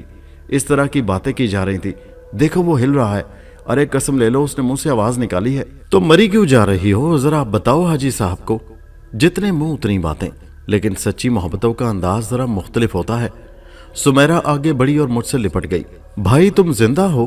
بھیا اللہ نے ہم پر کرم کر دیا۔ بھیا سن لی کیا ہماری؟ ماں کی دلدوز چیخ بھی سنائی دی تھی اور وہ مجھ پر جھپٹ پڑی تھی۔ میں اٹھ کر بیٹھ گیا اور میں نے مسکراتے ہوئے کہا، کیا سمجھ لیا تھا آپ لوگوں نے؟ اور یہ سب لوگ یہاں کیوں جمع ہیں؟ باپ رے باپ، مجھے اپنی بے ہوشی تو یاد ہے لیکن اس کے بعد یہ کیا ہوا ہے یہ کچھ نہیں پتا مجھے۔ بس اتنا کافی ہے، خوشیوں کا طوفان آ گیا۔ حالانکہ میرا دل رو رہا تھا۔ یہ لوگ حقیقت کھو بیٹھے تھے اور اب ایک جھوٹ انہیں بہلا رہا تھا۔ لیکن بہرحال یہ جھوٹ ہی صحیح، عارضی طور پر ان لوگوں کے غم کا مداوا بن سکتا تھا۔ مجھے یہ انعام جو حاصل ہوا تھا میں اس انعام کا خراج ادا کر رہا تھا۔ طرح طرح کے سوالات مجھ سے کیے جانے لگے۔ میں نے اعتراف کیا کہ مجھے کار سے ٹکر لگی تھی۔ یہ بھی کہا میں نے کہ اس ٹکر کے بعد میں ذہنی طور پر معطل ہو گیا تھا اور میں نے غشی کے عالم میں وقت گزارا تھا۔ اس دوران میرے ساتھ کیا ہوتا رہا مجھے اس بارے میں کچھ معلوم نہیں۔ بہرحال جو ہوا تھا اس پر کسی کو کوئی اعتراض نہیں ہوا تھا۔ جو ہو رہا تھا وہ ان لوگوں کے لیے زندگی کا باعث تھا اور اس پر وہ بے حد خوش تھے۔ میں بہت دیر تک ان سے باتیں کرتا رہا۔ میں نے بتایا کہ میں ٹھیک ہوں۔ بہرحال ایک غریب کا معاملہ تھا اور غربت زدہ لوگ ہی ہمارے آس پاس تھے۔ نہ کوئی خاص مشورہ دے سکا، نہ کسی نے اس بات پر حیرت کا اظہار کیا۔ بس خوشیاں ہی خوشیاں تھیں۔ ماں کو اچانک زندگی مل گئی تھی اور میں ان کی کیفیت جو سمجھتا تھا وہ بے شک ایک اجنبی ماں کی تھی، لیکن آپ شاید اس بات پر یقین نہیں کریں گے کہ ہر ماں کا لمس ایک جیسا ہی ہوتا ہے اور ہر ماں اپنا ایک ہی مقام رکھتی ہے۔ غرض یہ کہ اس طرح سے وقت گزرتا رہا۔ پڑوسی بہت دیر تک خوشیوں کے ساتھ رہے اور اس کے بعد چلے گئے۔ ماں اور بہن مجھے لپٹائے ہوئے بیٹھی تھیں اور اپنے جذبات کا اظہار کر رہی تھیں۔ بہت اچھا ہوا تھا اور ہم بہرحال خوشیوں کا جھولا جھول رہے تھے۔ رات کا کھانا کھایا گیا، پھر ماں آرام کرنے لیٹ گئی۔ سمیرہ دیر تک مجھ سے باتیں کرتی رہی تھی۔ میرے بارے میں بہت سی باتیں اس نے کہی تھی، بار بار مجھے چومنے لگتی تھی اور میرے دل میں اس کے لیے ایک بہن کا جذبہ پیدا ہو گیا تھا۔ پھر سمیرہ کو بھی میں نے سونے کے لیے کہا اور آرام کرنے کے لیے وہ اپنے کمرے میں چلی گئی۔ کہنے لگی کہ دل نہیں چاہتا کہ مجھے چھوڑ کر جائے۔ نہ جانے کیوں یہ محسوس ہوتا ہے کہ اگر وہ اٹھ کر چلی گئی تو یہ خواب ٹوٹ جائے گا، جو بھیانک بات اس نے سنی ہے وہ عمل پذیر ہو جائے گی۔ لیکن میں نے اسے تسلی دی اور کہا کہ وہ بے فکر رہے، میں ٹھیک ہوں اور یقینی طور پر اس حادثے کے بعد ہماری دنیا میں ایک نئی زندگی کا آغاز ہوگا۔ بہرحال اس کے بعد میں شاہد کے کمرے میں آ گیا، دروازہ اندر سے بند کر لیا، سونے کے لیے لیٹ گیا اور یوں جب مجھے یہ احساس ہو گیا کہ باقی تمام لوگ سو چکے ہوں گے تو میں کمرہ بند کر کے شاہد کے کمرے کی تلاشی لینے لگا۔ بعض لوگوں کی عادتیں بعض معاملات میں عجیب محسوس کی جاتی ہیں، لیکن کبھی کبھی وہ اس قدر کارآمد ہوتی ہیں کہ انسان یقین نہ کر پائے، اور یہی ہوا تھا۔ شاہد کے بارے میں ساری تفصیلات معلوم کرنا تو شاید مہینوں میں ممکن نہ ہوتا، لیکن شاہد کی ڈائری مل گئی تھی۔ سرخ رنگ کی ایک بوسیدہ کتاب میں اس نے اپنی زندگی کی کہانی لکھ ڈالی تھی۔ ویسے تو اس کہانی میں بڑی طوالت تھی، یعنی وہ کہانی لمبی تھی، لیکن کچھ کام کی باتیں مجھے معلوم ہوئی تھی۔ میں نے ان کام کی باتوں کو معلوم کرنا شروع کر دیا۔ نمبر 1، شاہد کی زندگی میں کوئی لڑکی نہیں تھی۔ بنیادی وجہ اس کی مصروفیت اور مالی ناآسودگی تھی۔ بہن کا رشتہ ایک جگہ کر دیا تھا۔ آفتاب بقول اس کے ایک بہت اچھا انسان تھا اور اس کی دلی آرزو تھی کہ آفتاب اس کی بہن کی زندگی کا ساتھی بن جائے۔ ایک اور مشکل ڈائری میں درج تھی، وہ یہ تھی کہ آفتاب بہت اچھی حیثیت کا مالک تھا۔ اس کی بہن سمیرہ اور وہ کالج میں ساتھ پڑھ چکے تھے۔ بظاہر تو سب کچھ ٹھیک تھا، لیکن آفتاب کا باپ ایک لالچی آدمی تھا اور اس کے اور آفتاب کے درمیان خاصی چپکلش چل رہی تھی۔ آفتاب نے اس سے کہا تھا کہ سمیرہ کے نام بہت کچھ ہے، ایک اچھا بینک بیلنس اور سمیرہ کو بہت کچھ ملے گا۔ اس کے لیے اس نے شاہد سے کہا تھا کہ شاہد میرے بھائی، جہاں جہاں سے مجھ سے بن پڑے گا میں یہ انتظام کرنے میں تمہاری مدد کروں گا، تم اپنے آپ کو اس سلسلے میں تنہا نہ سمجھنا۔ سمیرہ کو میں وہ سب کچھ مہیا کروں گا جو میرے والد صاحب چاہتے ہیں۔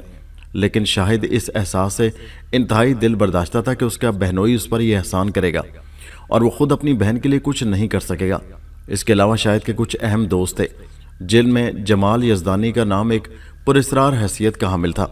یہ شخص جمال یزدانی نہ جانے کیا قصہ رکھتا تھا، کیونکہ اس کے بارے میں آفتاب نے عجیب و غریب انداز میں لکھا تھا۔ پوری ڈائری پڑھنے کے بعد کم از کم مجھے یہ اندازہ بخوبی ہو گیا تھا کہ آفتاب جن مسائل میں گھرا ہوا ہے ان میں اس کی بھرپور مدد کر سکتا ہوں۔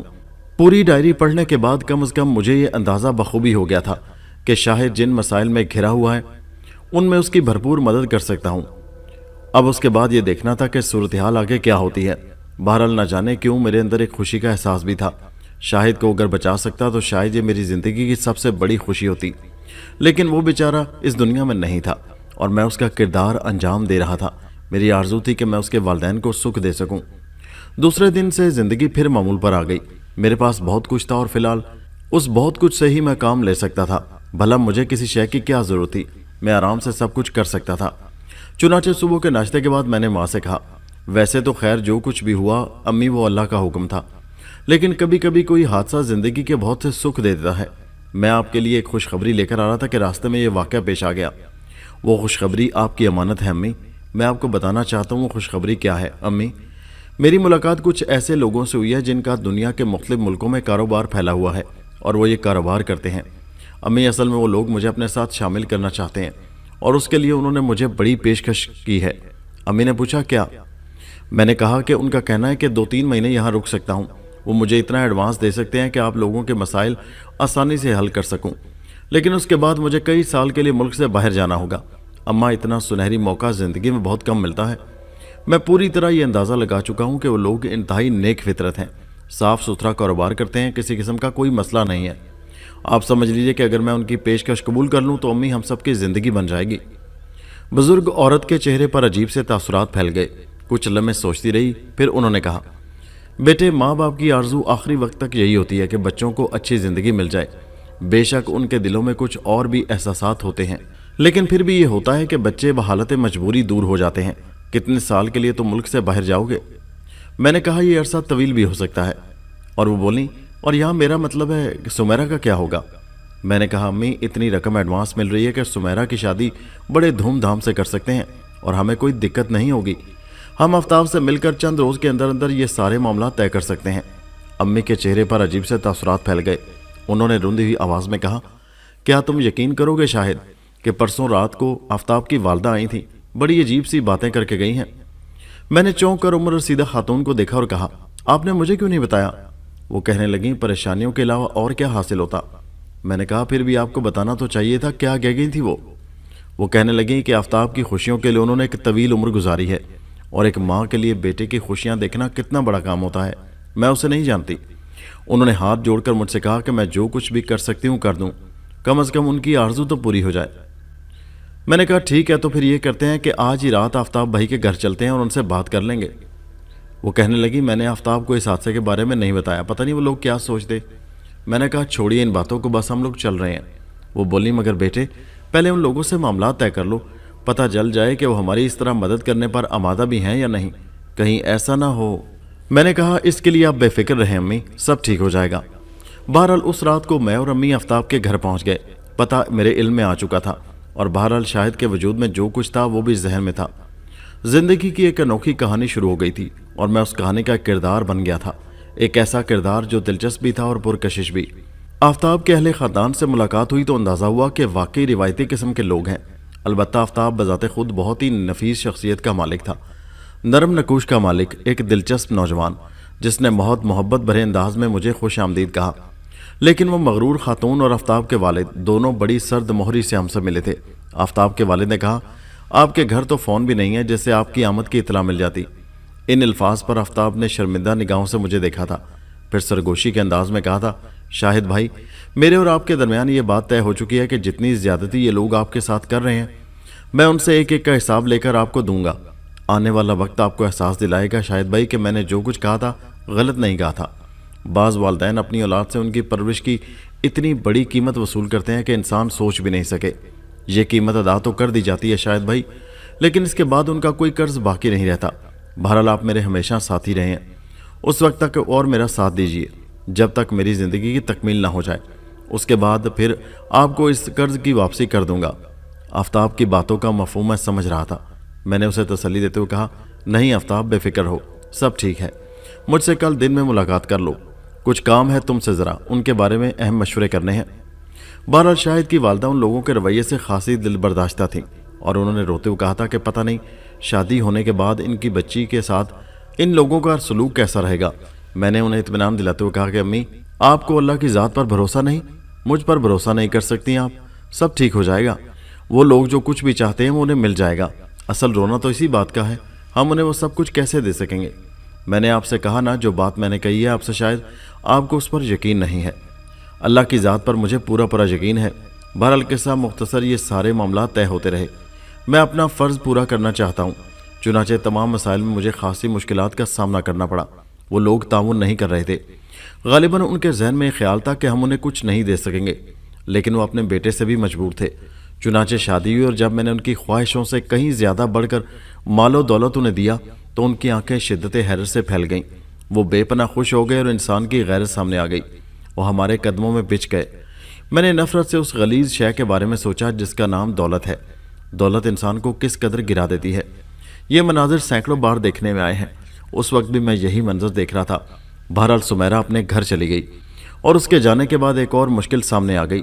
जाहिर है मैं शाहिद की हैसियत से ज़िंदगी तो यहाँ नहीं गुजार सकता था, बस जितना भी वक्त गुजर जाए। लेकिन अब शाहिद की वालिदा सुमेरा के जाने के बाद तन्हा रह गई थी। अब उनकी एक ही आरजू थी, वो ये कि मेरी शादी करके अपनी तन्हाई दूर कर लें। हालांकि मैं उनसे कह चुका था कि थोड़े अरसे के बाद मैं अपनी मुलाजमत पर चला जाऊंगा। ये कहने की वजह साफ जाहिर थी, मैं उनसे जुदा होता, लेकिन सुमेरा के शौहर ने यह मसला भी हल कर दिया। एक दिन मुझसे आकर मिला, सुमेरा भी साथ थी। मेरे साथ सुमेरा की वालदा भी थी। कहने लगी, मैंने आपसे वादा किया था ना शाहिद भाई के बाद में आपका कर्ज पूरा कर दूंगा। आपने सोचा होगा कि शख्स अपना मतलब पूरा करने के बाद सब कुछ भूल गया। मैंने कहा, नहीं, ऐसी कोई बात नहीं आफ्ताब, मगर कहना क्या चाहते हो तुम? उसने कहा, बात असल में यह है कि मेरे वालिदैन बिगड़े हुए वालिदैन हैं। इसमें कोई शक नहीं शाहिद भाई कि आपने न जाने कहाँ कहाँ से कोशिशें करके उनकी ख्वाहिशों के मुताबिक ही सब कुछ दिया है। इसके बाद उन्हें कम से कम सुमेरा के साथ अच्छा रवैया रखना चाहिए था, लेकिन वो अपनी मस्तियों में डूबे हुए लोग हैं, नहीं समझ पा रहे हैं कि इंसान की इज्जत क्या होती है। आखिरकार मैंने फैसला किया है कि किराए का एक मकान लेकर उसमें चला जाऊं। यहाँ मैं अम्मी के साथ भी रह सकता हूँ, लेकिन खुद मेरी गैरत गवारा नहीं करती। ये आपका घर है। मैंने कहा, नहीं, ऐसी बात नहीं है। अगर तुमने फैसला किया है तो मेरी एक बहुत बड़ी मुश्किल हल हो जाएगी। मुझे अपनी मुलाजमत के सिलसिले में मुल्क से बाहर जाना है और मेरा ये मुआहदा एक तवील मुआहदा है। पता नहीं मेरी वापसी कब हो। अगर अम्मी के साथ तुम और सुमेरा रहोगे तो मेरे लिए इससे ज़्यादा खुशी की बात और कोई नहीं हो सकती। वो सोच में डूब गया। उसने गर्दन हिलाते हुए कहा, ठीक है। मैंने कहा, लेकिन एक बात बताओ। उसने कहा, क्या? मैंने पूछा, तुम्हारे वालिदैन यहाँ रहने पर एतराज़ नहीं करेंगे? उसने कहा, अब मेरी ज़िंदगी का आगाज़ हो चुका है। भला किसी को क्या हक हासिल है कि वो मुझे जंजीरों में कैद करके रखे? मैं अपनी बीवी के साथ जहाँ चाहूँ रहूँगा। और फिर एक बात बताओ, आपको जैसा मैंने आपसे कहा था कि वो लोग अपनी दौलत में मस्त हैं, उन्हें इस बात पर एतराज़ नहीं होगा। फिर यूँ हुआ कि सुमेरा अपने शौहर के साथ यहाँ आ गई और मैं मुतमईन हो गया। मैंने ये सोचा था कि चंद हफ्ते यहाँ गुजारने के बाद आखिरकार मैं यहाँ से वापस चला जाऊँगा। ये लोग इस अंदाज में मुतमईन हो जाएंगे कि मैं मुल्क से बाहर गया हुआ हूँ। बहरहाल बुज़ुर्ग खातून की ज़िंदगी तक ये सारी मुश्किल है और इंसान को बहरहाल एक दिन वापस जाना होता है, चुनाचे खेल ख़त्म हो जाएगा। सब लोग हंसी खुशी रह रहे थे कि एक तब्दीली रुनमा हुई, जिससे मैं एक दिलचस्प तब्दीली कह सकता हूँ। मुझे एक ख़त मिला। ज़ाहिर है ये ख़त शाहिद के नाम था और शाहिद ही की हैसियत से मुझे भेजा गया था। ख़त का मजमून यूँ था, डियर शाहिद, कहो कैसे मिजाज हैं? ज़िंदगी की गाड़ी कितना सफ़र तय कर चुकी है, कहाँ तक पहुँचे हो? जैसा कि मैंने तुम्हें बताया था कि पिछले दिनों ब्राज़ील गया हुआ था, बस एक तुक्का लग गया था। ये तो तुम जानते हो कि मैं एक मुफलिस आदमी हूँ। कोई करम फरमा मिल जाता है तो ज़िंदगी के कुछ दिन अच्छे गुजर जाते हैं, वरना बस मस्त मौला। और यकीन करो इसमें लुत्फ़ आता है। अच्छा खैर छोड़ो। मेरे एक बहुत ही अच्छे दोस्त हैं जो यहाँ इस शहर में अच्छी खासी जायदाद के मालिक हैं। ज़मींदार ख़ानदानों से ताल्लुक़ है। सज्जाद फजली के नाम से जाने जाते हैं, लेकिन बड़े ही आला ज़ौक़ के मालिक हैं। उन्हें नवादरात से बहुत दिलचस्पी है। ये नवादरात मुख्तलिफ़ शक्ल में हैं, कीमती ज़ेवरात, पुराने मुजस्समे, कदीम इमारतें। यहाँ रियाजपुर में एक बहुत ही पुराना मकान है जिसकी शक्ल सूरत अभी तक ख़त्म नहीं हुई है, लेकिन उसकी तारीख का पस मंज़र तारीख है। नहीं मालूम ये इमारत किसने बनवाई थी। अंदाज़ा ये है कि यह तकरीबन 700-800 साल पुरानी है। अगरचे इसका बड़ा हिस्सा खंडरों और वीरानों में बदल चुका है, लेकिन इसके बावजूद ये अब भी रिहाइश के काबिल है।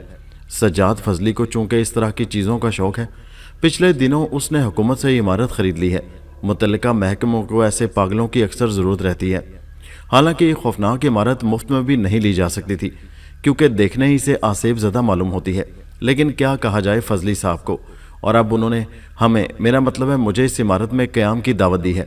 तुम्हें याद है ना शाहिद कि तुमने कई बार इस तरह के मामलात में मेरा साथ दिया है, और मैं जानता हूँ कि माशी मसाइल में घिरे होने के बावजूद तुम्हें ऐसी चीज़ों से दिलचस्पी है। चुनाचे फ़ौरन आ जाओ, मैं तुम्हारा इंतज़ार करूँगा। मुझे बताओ कौन से दिन पहुँच रहे हो। और हाँ, रियाजपुर में मेरा पता तब्दील हो गया है, नया पता लिख रहा हूँ। जिस कदर जल्द आ सको आ जाओ। मैंने सज्जाद फजली साहब से भी तुम्हारा जिक्र कर दिया है। अम्मी को सलाम कह देना। सुमेरा कैसी है उसे भी दुआ देना। तुम्हारा दोस्त जमाल यज़दानी। ख़त पढ़कर मैं हैरान रह गया था। हालांकि क्या अजीब और अनोखी बात थी। शाहिद एक बिल्कुल ही मुख्तलिफ किस्म का किरदार, जिसके बारे में कोई भी ये नहीं सोच सकता था कि वो ऐसे मामलात से दिलचस्पी रखता है। लेकिन इस ख़त के बारे में मैंने किसी को कुछ नहीं बताया। सुमेरा ने पूछा, किसका ख़त था शाहिद भाई? मैंने कहा, अभी इस बारे में ना पूछो। उसने कहा, क्यों? मैंने कहा, बस बात ही ऐसी है। वो कहने लगी, मुझसे भी छुपाने वाली? मैंने कहा, यही समझो। सुमेरा मुस्कुराकर बोली, समझ गई। मैंने कहा, क्या? वो बोली, कोई खातून है, खातून 100%। मैंने कहा, ओ तुम्हारा मतलब है कि? वो बोली, जी हाँ, और मैंने गलत नहीं कहा। मैंने कहा, कमाल है, तुम तो बहुत ज़हीन हो गई हो। उसने कहा, आपकी बहन हो ना? मैंने कहा, तो प्यारी बहन अपनी खोपड़ी दुरुस्त कर लो। वो बोली, क्या मतलब? मैंने कहा, ऐसी किसी खातून का भी इस दुनिया में कोई वजूद नहीं। सुमेरा खामोश हो गई। मेरी सोच में बहुत सी तब बातें आ रही थीं। शाहिद की शख्सियत बिल्कुल मुख्तलिफ थी, लेकिन बहरहाल ये हकीकत मेरे सामने आ गई थी। और हैरानी की बात यह थी कि यह सब मेरे ज़ौक़ के ऐन मुताबिक था। भला मेरे लिए इससे ज़्यादा खुशी की क्या बात हो सकती थी कि मैं वही सब कुछ करता जो मेरी ख्वाहिश थी। मैंने माँ से कहा, मेरे मालकान ने मुझे तलब किया है। अम्मी बोली, मैं समझी नहीं। मैंने बताया, मैंने आपसे कहा था ना। हाँ शाहिद, अम्मी के लहजे में लर्जिश थी। मैंने कहा, मुलाजमत वो मुलाजमत ही होती है। अम्मी आज नहीं तो कल उन लोगों की तलबी पर मुझे जाना ही होता। अम्मी की आंखों में आंसुओं की नमी आ गई थी। मैंने उसे महसूस किया, लेकिन बात वही थी। मैं ज़्यादा अरसे यहाँ रहकर क्या करता, एक ना एक दिन तो जाना ही था। मैं तैयारियों में मसरूफ़ हो गया। सुमेरा मेरा साथ दे रही थी। इस दौरान में मैंने रियाजपुर के बारे में मालूमात हासिल कर ली थी। ट्रेन से सफ़र करना था और ये सफ़र तकरीबन 7 घंटे का था। आखिर रवानगी का वक्त आ गया। सुमेरा की आंखों में आंसू भरे हुए थे। मैंने उसे कहा, सुमेरा, खुदा के फजल से तुम्हारी ज़िंदगी को तुम्हारे शौहर का सहारा मिल गया है, और ये भी बहुत अच्छी बात है कि तुम्हारा शौहर एक अच्छे मिजाज का इंसान है, बस उसका ख्याल रखना। उसके बाद मैं घर से निकल आया। बर्क रफ्तारी से ट्रेन अपना सफ़र तय करने लगी। कुर्बो जवार में बहुत से मुसाफिर मौजूद थे, अपनी अपनी धुन में मस्त। दोस्तों, ये दिलचस्प कहानी अभी जारी है। इसका अगला हिस्सा नेक्स्ट वीडियो में मुलाहिजा कीजिए, जिसका लिंक इसी वीडियो के नीचे डिस्क्रिप्शन में मौजूद है। उस लिंक पर क्लिक कीजिए और पहुंच जाइए इस कहानी के अगले हिस्से पर। नीचे कमेंट सेक्शन में अपने कीमती ख्यालात का इजहार ज़रूर कीजिए और हमारे चैनल हैदर वॉइस को सब्सक्राइब कीजिए। शुक्रिया।